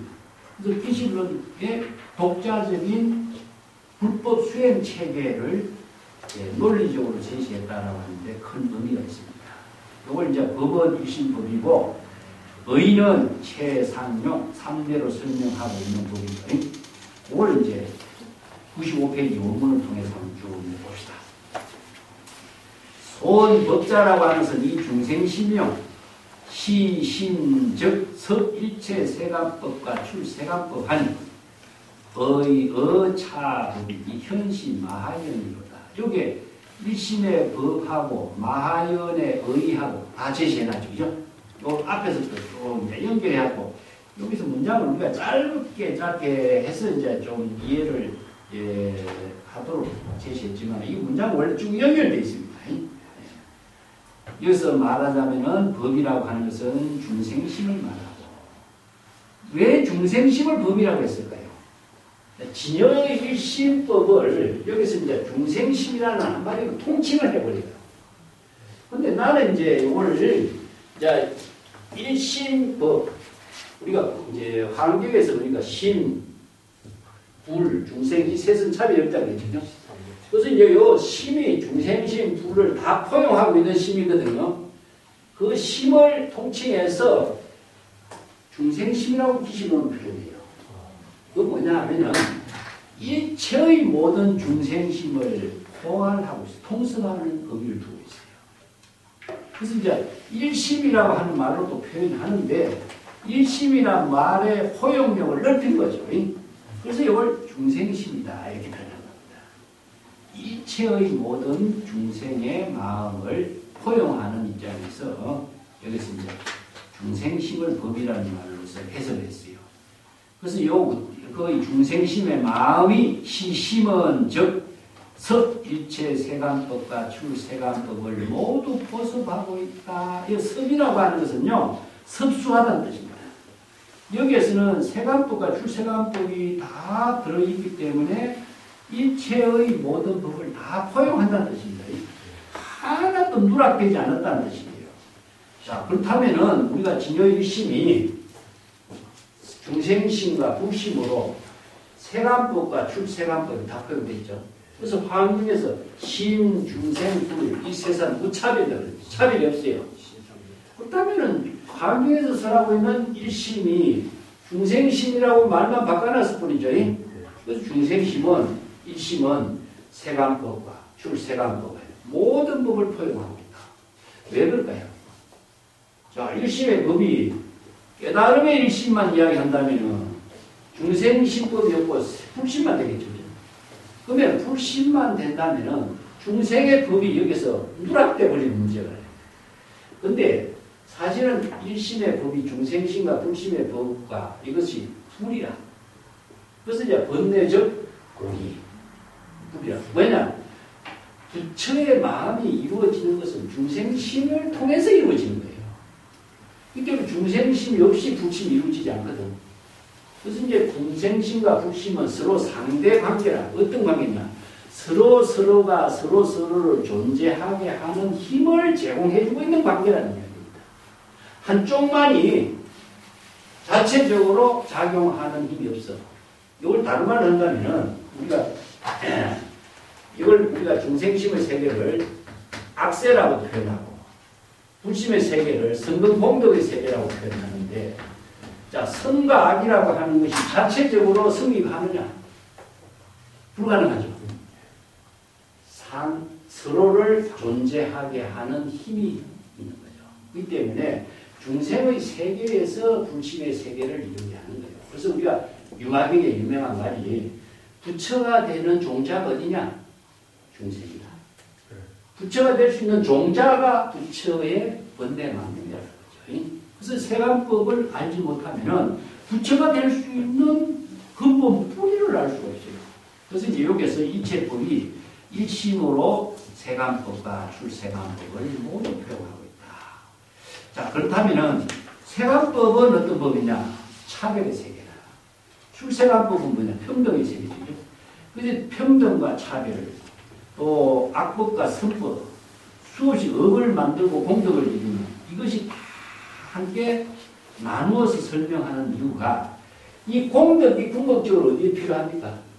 공덕이 중생세계에 필요하지. 선법이 어디에 필요하겠어요? 중생세계에 필요하죠. 그렇기 때문에 출세간의 법이라고 하는 것은 출세간에 필요한 법이 아니라 사실은 중생세간에 필요한 법이에요. 그래서 중생의 병을 알아야 이 방편의 지혜로서 병을 치료할 수 있는 힘이 무엇이냐? 선법이고 공덕이고. 그래서 우리가 일심의 법이 세간의 중생의 모든 법을 다 판단하고 진단하고 처방하고 방편의 지혜로 쓸 수 있는 능력을 부족하는 것이 출세간법입니다. 그래서 세간법과 출세간법을 모두 부족하고 있는 힘이 바로 일심입니다. 그래서 일심의 법으로서 종합합니다. 또 이 마음이 현시 마하영이라 대성의 지혜를 작용하게 하는 뜻을 그대로 현시 나타내고 있다. 이 현시라고 하는 말이요, 일심이 지혜를 아까 제불이 설법을 하는 것을 계시라고 했지. 일체 중생께 이때사 인으로 출세한 그 내용을 뭐라 하냐면은 계시 그러죠? 요 계시가 현시라는 뜻입니다.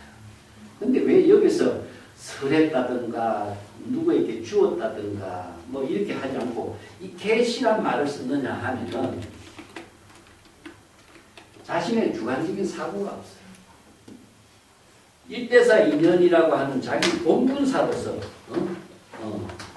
시전 인연에 자기의 누구를 위한 일이 아니라 자기의 할 일로서 자신의 이건 뭐냐면은 자연스러운 생명 활동이라는 뜻입니다.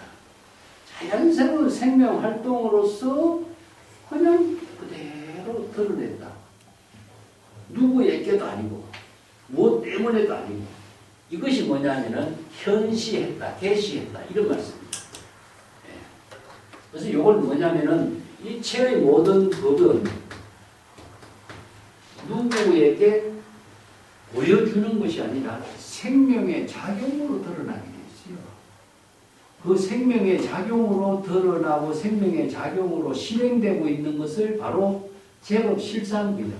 제법이 진실한 생명의 작용으로 자기의 본분사의 생명 활동하는 것이 누구에게 보여주기 위해서 하느냐. 내가 이제 그런 이야기 하죠. 봄에 꽃은 누굴 위해서 피느냐. 이게 이제 벽암록에 나와요. 보여주는, 보는 사람을 위해서 핀다. 꽃은 자기 자신의 생명을, 이거 제법 실상이다 그래. 자기 자신의 지혜의 생명으로 작용하고 있는 그 자체가 생명을 드러내고 있는 것이지 누구에게 보여주는 것이 아니다. 그래서 재물이 봄에 꽃을 피는 거나 같아. 자기의 생명 활동하는 것 자체가 자기의 본분사라. 이걸 현시한다, 계시한다. 그래서 선생들의 설법을 시중이라고 씁니다. 시중은 무엇이냐면은 제자들에게 설법을 하고 제자들 때문에 제자들에게 설법하는 것이 아니라 제자들에게 정법을 깨달아 체득할 수 있도록 전부 다 여러 보여주는 거예요. 법화경의 이 설법하고 선생들의 설법하고 똑같은 점입니다. 이게 불교의 모든 설법은 이렇게 이루어져 있어요. 그래서 재물의 경지는 대상이 없어야 돼요. 중생의 세계는 차별이 있고 대상이 있지만 재물의 세계는 자기 본분사로만 이루어져 있어. 본분의 생명으로만 이루어져 있다. 이겁니다. 그래서 여기에 현시마하연이요. 여기서 마하연은 뭡니까? 중생심이죠. 중생심의 지혜에 작용하는 뜻을 그대로 다 지혜로 작용되는 뜻을 그대로 다 드러내고 있다. 나타낸다 이런 말로 하면 이제 곤란하죠. 그죠? 그대로 난 이걸 이제 제시했다. 계시했다. 제시했다. 이걸 이제 과시하는 것이 아니고 그대로 모든 사람들이 자신의 생명 활동을 전부 다 드러내고 우리가 자연의 모든 만물이요.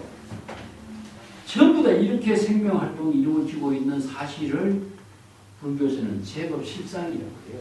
꽃은 꽃대로, 나무는 나무대로, 동물은 동물대로 전부 다 다르잖아. 모양이 다르고 환경이 다르고 생태가 다르고 하지만은 생명에 작용하는 그 실상은 자기의 본분으로 작용하는 다 마찬가지예요. 그래서 불교는 자연의 종교입니다. 자연의 제법 실상의 법을 제시하고 있다. 그래서 이제 그 가운데서도 인간의 본성을 진여법이다. 이 진여가 자연이죠. 그죠? 진여 자연 열애의 마음이 여법하게 지혜로 작용하는 뜻을 설하고 제시하고 있는 세계다. 이런 것을 재물의 경계다. 그렇게 표현합니다. 저 일심의 법이 바로 세간법과 출세간법을 포용했다라고 하는 이 말은 성만경에 의한 말인데, 자, 일심이 통섭하는 의미가 여기 있어요. 세간의 모든 법을 다 통섭한다. 그래서 우리가 재물의 안목은 바로 세간법으로 작용하고 있는 중생의 실병을 다 진단하는 능력, 이게 바로 재물의 방편의 지혜. 그렇기 때문에 재물의 경계라고 하는 것은 중생의 신병을 진단하는 능력이 있어야 중생의 병을 치료하는 방편 법문을 쓰라는 것이죠. 그래서 그 법을 본분사로 하고 있고, 중생의 본분사는 뭐죠? 업을 짓는 것을 본분사로 하고 있는 거죠. 그 점이 달라요. 그런데 업을 지으니까 따르는 것이 뭡니까? 코가 따르는 거예요. 코가. 그래서 일체 중생이 고에서 생사윤회의 고통에서 살고 있는 이 문제점을 재물의 지혜와 자비로 어떻게 구제할 것인가 하는 이 원력을 세운 것이 재물의 본원력이라고 해요. 그래서 재물의 본원력이 재물의 경지를 이루게 하는 발심 수행의 힘을 이루게 하는 거예요. 자, 이걸 다르게 이야기한다면은 내가 요 세계는 중생의 세계는 비본래요.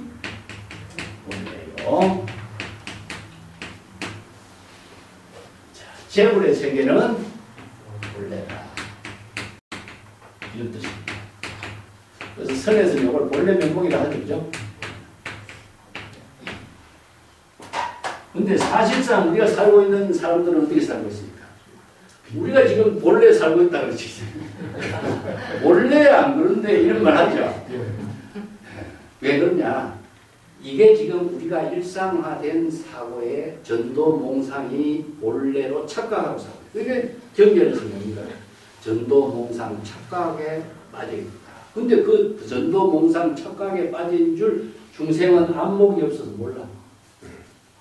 그래서 안목이 있는 재물의 입장에서 볼 적에는 중생이 전부 다 전도몽상 착각에서 본래의 생명을 잃어버리고 비본래에서 헤매고 있다. 그래서 삼계에 윤회하고 있다 한 말은 본래의 집을 벗어나서 윤회하는 세계에 살고 있다 이렇게 보는 거죠. 그래서 경전의 본문이 중생들을 본래의 집으로 되돌아가게끔 설하고 있는 거예요. 근데 우리가 살고 있는 것은 비본래를 본래라고 착각하고 있어요. 이걸 순응경에서는 중생이 전도해서 미혹한 어리석어서 자기가 살고 있는 것을 진짜로 착각하고 있어요. 자기 본래를 상실해요. 그래서 이게 본래는 뭡니까? 우리가 불교 경전에서는 진여는 자성이 청정하고 진여는 지혜가 공덕이 있고 진여는 덕을 이루고 하는 모든 이것이 바로 열반 제법종본래잖아. 제법종본래 삼자정멸사. 이게 열반의 경지가 본래인데 이 본래의 집에서 다 뛰쳐나왔어. 어디로 왔느냐? 전부 다 중생의 망념의 세계로 다 빠져버린 거야. 이걸 비유한 것이 뭐죠? 시부도. 본래 키운 소가 자기 집에 있었는데 이 소가 도망가버린 거야. 숲속으로. 그러니까 어떻게 해요? 동자가 발심해가지고 이 소를 찾아서 숲속에 헤매는 소를 찾는 거죠. 그래서 소를 데리고 어디로 갑니까? 다시 집으로 데리고 가는 거예요. 이 그림이 시부도. 그래서 숲이라고 하는 것은 중생의 차별, 망념의 세계, 고통, 불안의 세계라. 그래서 고통, 불안의 세계를 벗어나려면 본래의 집으로 되돌아가면 평안, 본래, 해탈, 열반을 이루는 세계. 그래서 이 불법의 수행 체계가 우리가 본래로 되돌아가라 하는 말을 귀자로 붙이는 거예요. 이게 수행이에요. 귀가, 귀명, 귀 이렇게 씁니다. 이 구조 체계를 우리가 잘 이해를 하면은 불법의 법문의 의미를 이해할 수 있죠. 자, 이 일심을 그래서 두 가지 문으로 이제 설정을 하고 있는데 핵심 부분은 그래서 골격만 무슨 이야기하고 나머지 가면 본론에 들어가면 쭉 나오게 되어 있습니다.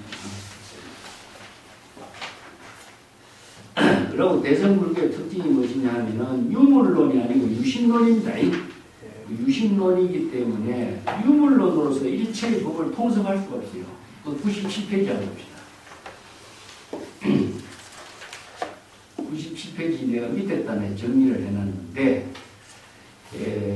불법은 만의 작용하는 신법이지 신법은 유심의 사상이다.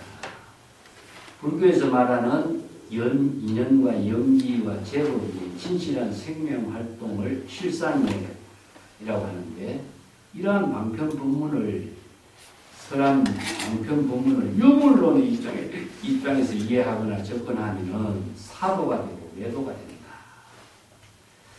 그래서 경전에서 설하고 있는 여러 가지 방편법문의 언어를 우리가 뭐 법계, 세계에 가면은 진짜 세계나 법계가 있는 걸로 보거나 해탈, 열반, 깨달음의 세계를 제시하면은 해탈, 열반, 깨달음의 불경계가 실제로 있는 걸로 그 경전 공부를 많이 한 사람들도 서방 극락 정토가 10만원 부타를 지나서 정토가 있다 하면 정토가 실제로 다 있는 걸로 생각하잖아요.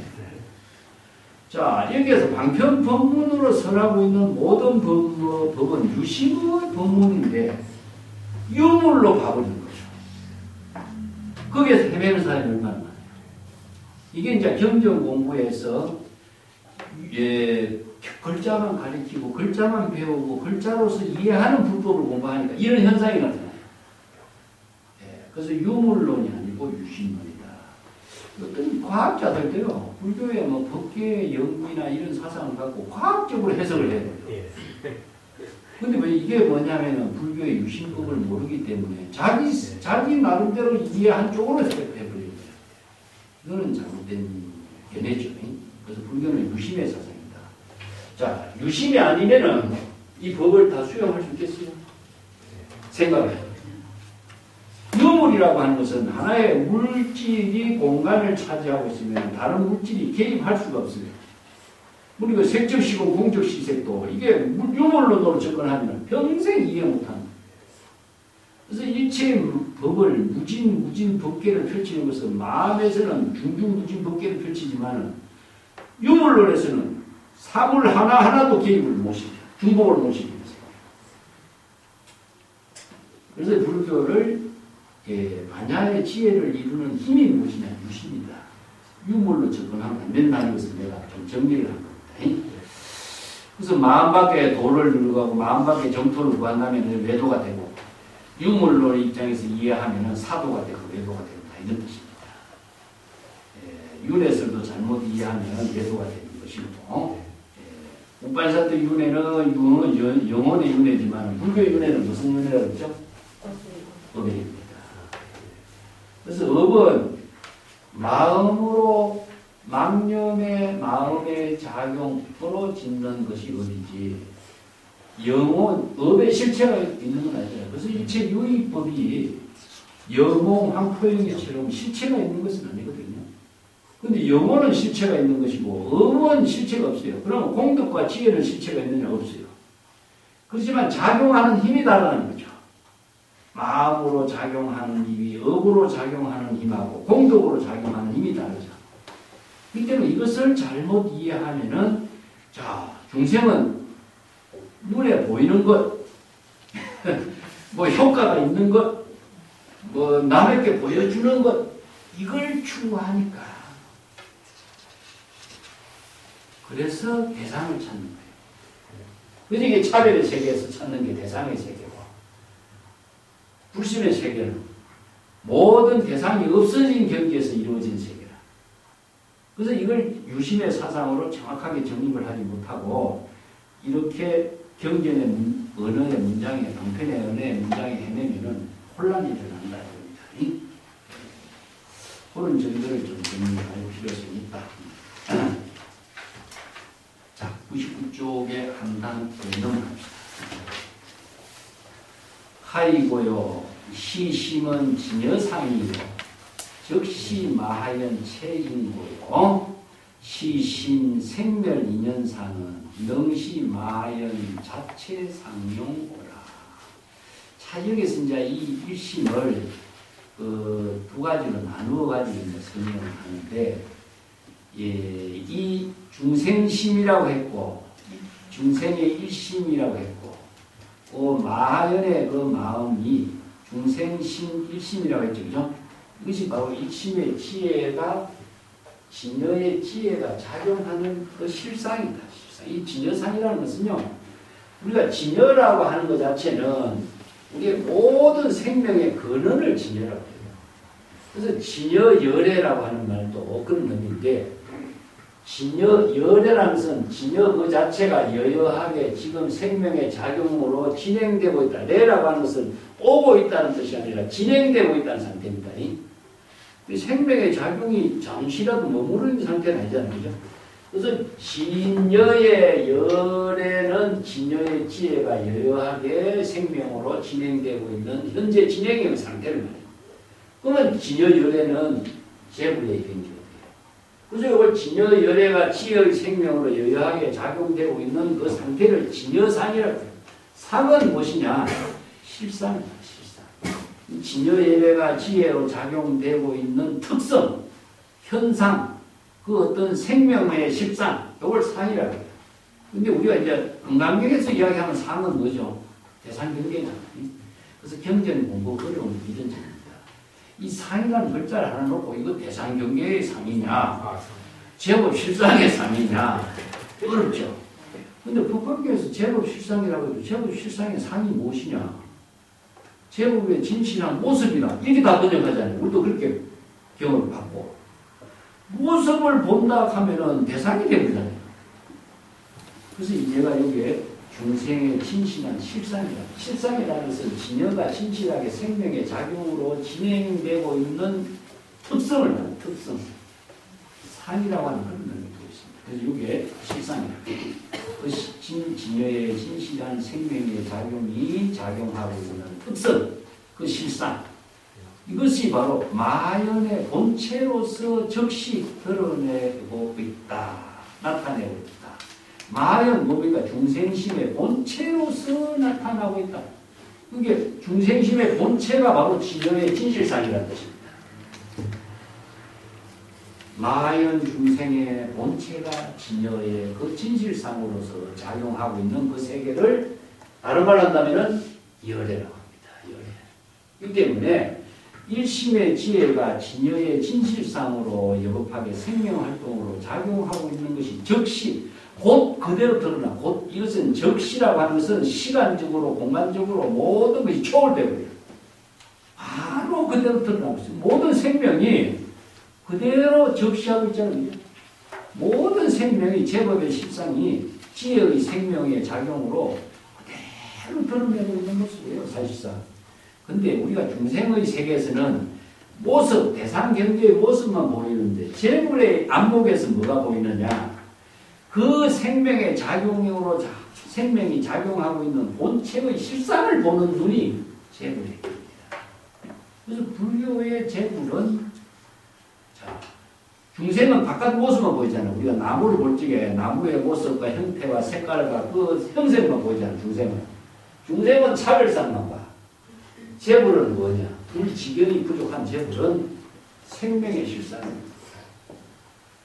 그래서 불교의 가르침은 중생이 차별 실상을 보는 대상 경계의 모습에 집착하고 거기에 대해서 분별심을 일으키는 모습을 안타깝게 보고 그 대상 경계에 업을 짓는 입장에서 벗어나서 생명의 실상을 보도록 제시하고 있는 거예요. 자, 생명의 실상을 설하는 법이 불교의 재물에서 보내요. 그래서 열애의 지혜로 작용하고 있는 생명의 실상을 바로 진여법이라고 해요. 그런데 중생은 우리가 사람의 모습은 보지 그 사람의 본성의 지혜의 생명의 작용은 못 보잖아.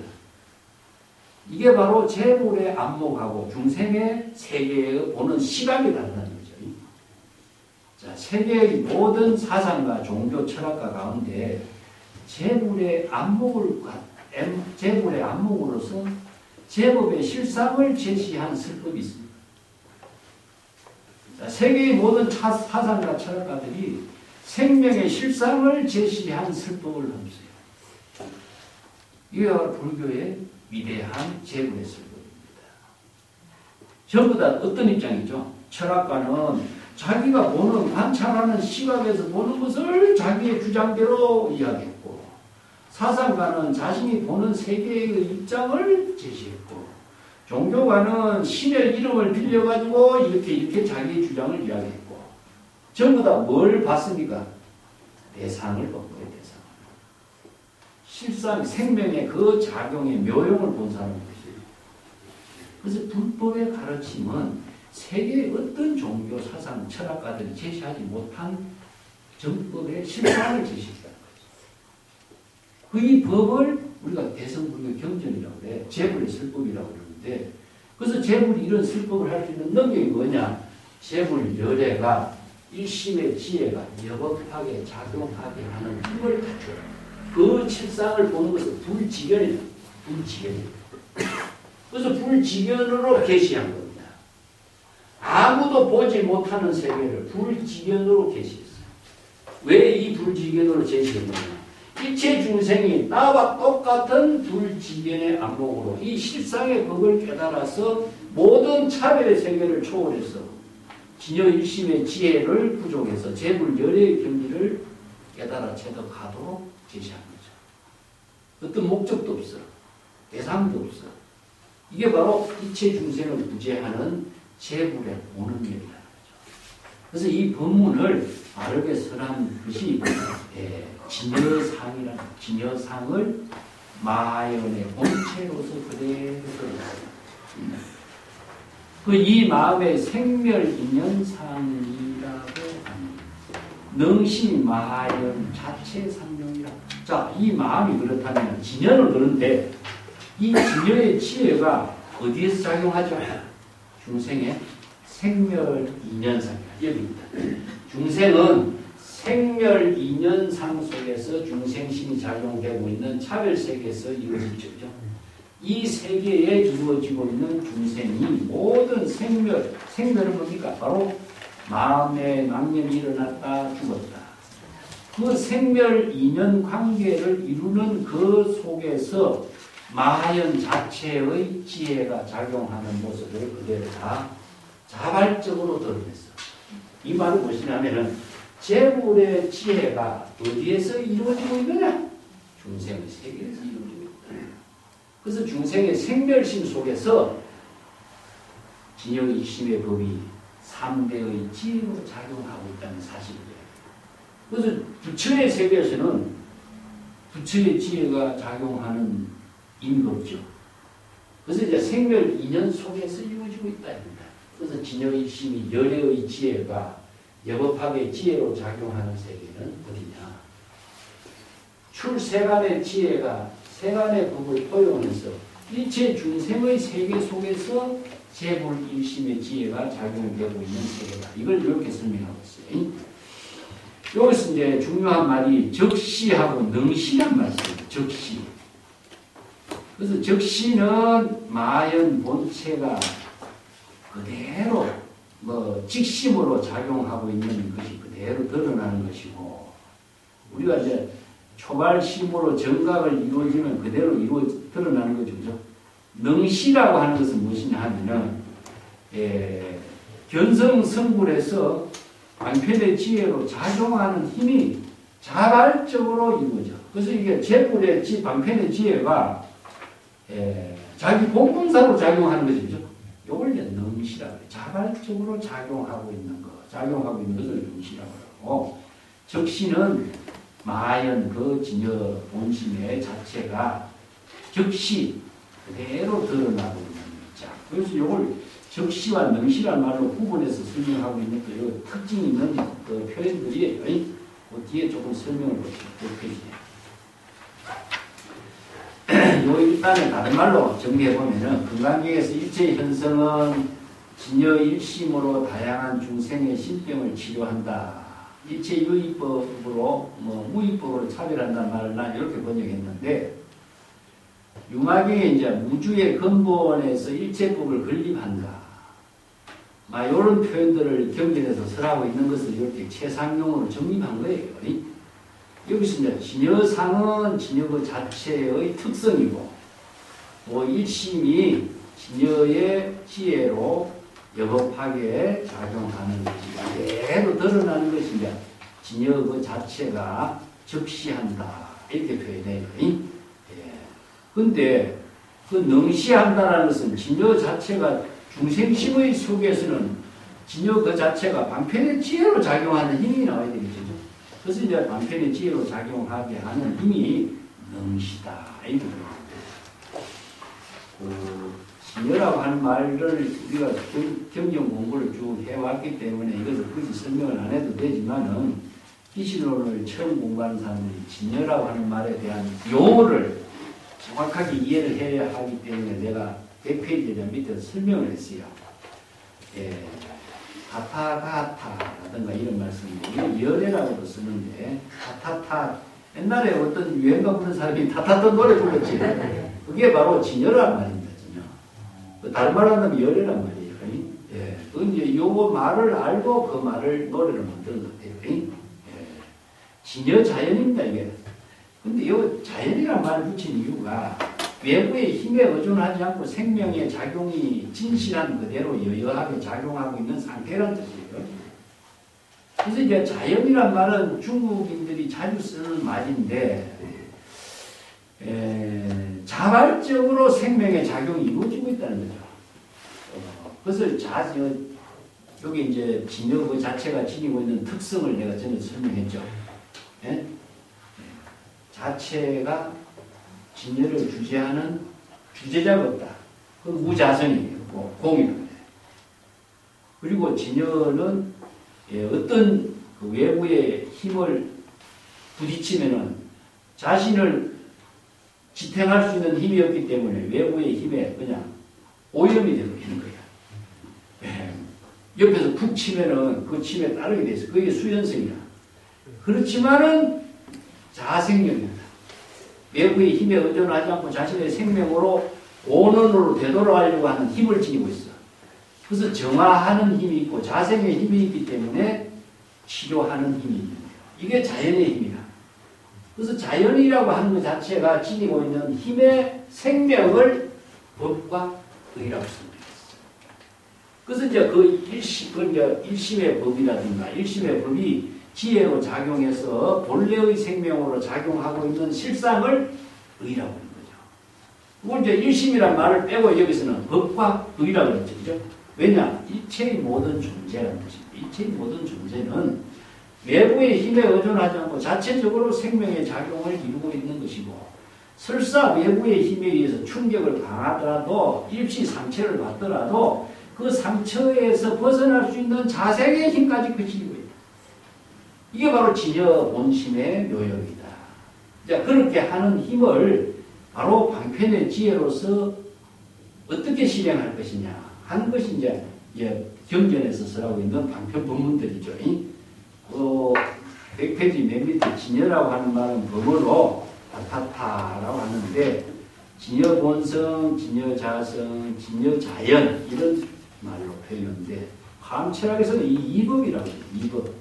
여법학의 이치에 맞게 생명으로 작용하는 법이다. 이런 뜻입니다. 이법이라는 건. 그래서 우리가 이론적으로 이런 말을 쓰죠. 그래서 이법이라고 합니다. 예. 여라고 하는 말, 101페이지 여라고 하는 말이 보통 여래나 여여나 이런 말인데, 원래 그대로이기 때문에 자연 본래 그대로의 의미가 여예요. 그래서 이런 경전에서 이런 용어를 여기 몇 가지로 내가 정리했어요. 진성, 법성, 진재, 실성, 여여, 여래, 여시, 여법, 여실, 일여, 불이, 일산, 일행, 일미, 일행. 수없이 많죠? 이 1이라는 숫자가 지닌 이미지가 본래라는 의미입니다. 그래서 본래 그대로 이런 말을 일자를 갖다 붙여. 여라고 하는 것은 자연 그대로. 그래서 일여, 불이 법문도 이런 의미를 두고 있습니다. 그래서 진여의 지혜가 외부의 힘에 의존하지 않고 자체적으로 생명의 작용이 이루어지고 있다는 실상을 진여, 열애, 여여 이렇게 표현해요. 그때 우리 경전에서 열애의 지혜를 부족했다든가, 열애가 출세했다든가, 열애가 출세하지 못했다는 말은 사람으로 봐서는 안 되겠죠. 그렇죠. 근데 우리가 열애를 부처님으로 많이 봐버리고, 부처라고 하는 말도 사람으로 봐버리고 하니까 경전의 문장이 열애가 부처로 봐버린 거죠. 그래서 이게 잘못 이해해가지고 우리가 경전 공부를 정법으로 공부하지 못한 오해가 돼요. 이런 부분입니다. 열애나 진여는 같은 말입니다.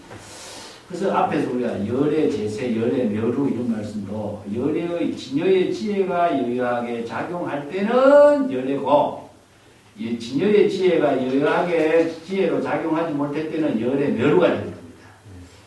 예. 그래서 진여법을 알고 이해를 하면은 바로 이제 그 오해가 없어지는 거죠. 그런 부분은 조금 한번 기실론 공부에서는 진여와 열애를 정확하게, 내가 금강경에 열애와 진여에 대해서 한번 정리를 한번 해가고 다음에 한번 열애를 이해하는 시간을 갖도록 하겠습니다. 105페이지 한번 봅시다. 적시와 능시라고 하는 표현을 여기 써요. 진여의 입장에서 대성 일심의 본체를 적시한다. 진여는 이법, 여법학의 지혜로 작용하는 일심의 법이기 때문에 번뇌 망념의 생멸이 없는 불생불멸, 불변, 진여 본성의 당체의 입법이 여여하게 제시되는 것이죠. 그것을 이제 적시 이런 말을 씁니다. 그래서 이제 유마경 같은 데도 보면은 이런 이제 직심이라든가 이런 말이 그대로 쓰여. 그래서 직시나 직심이나 이런 말들은 같이 이해를 할 수가 있고요. 예.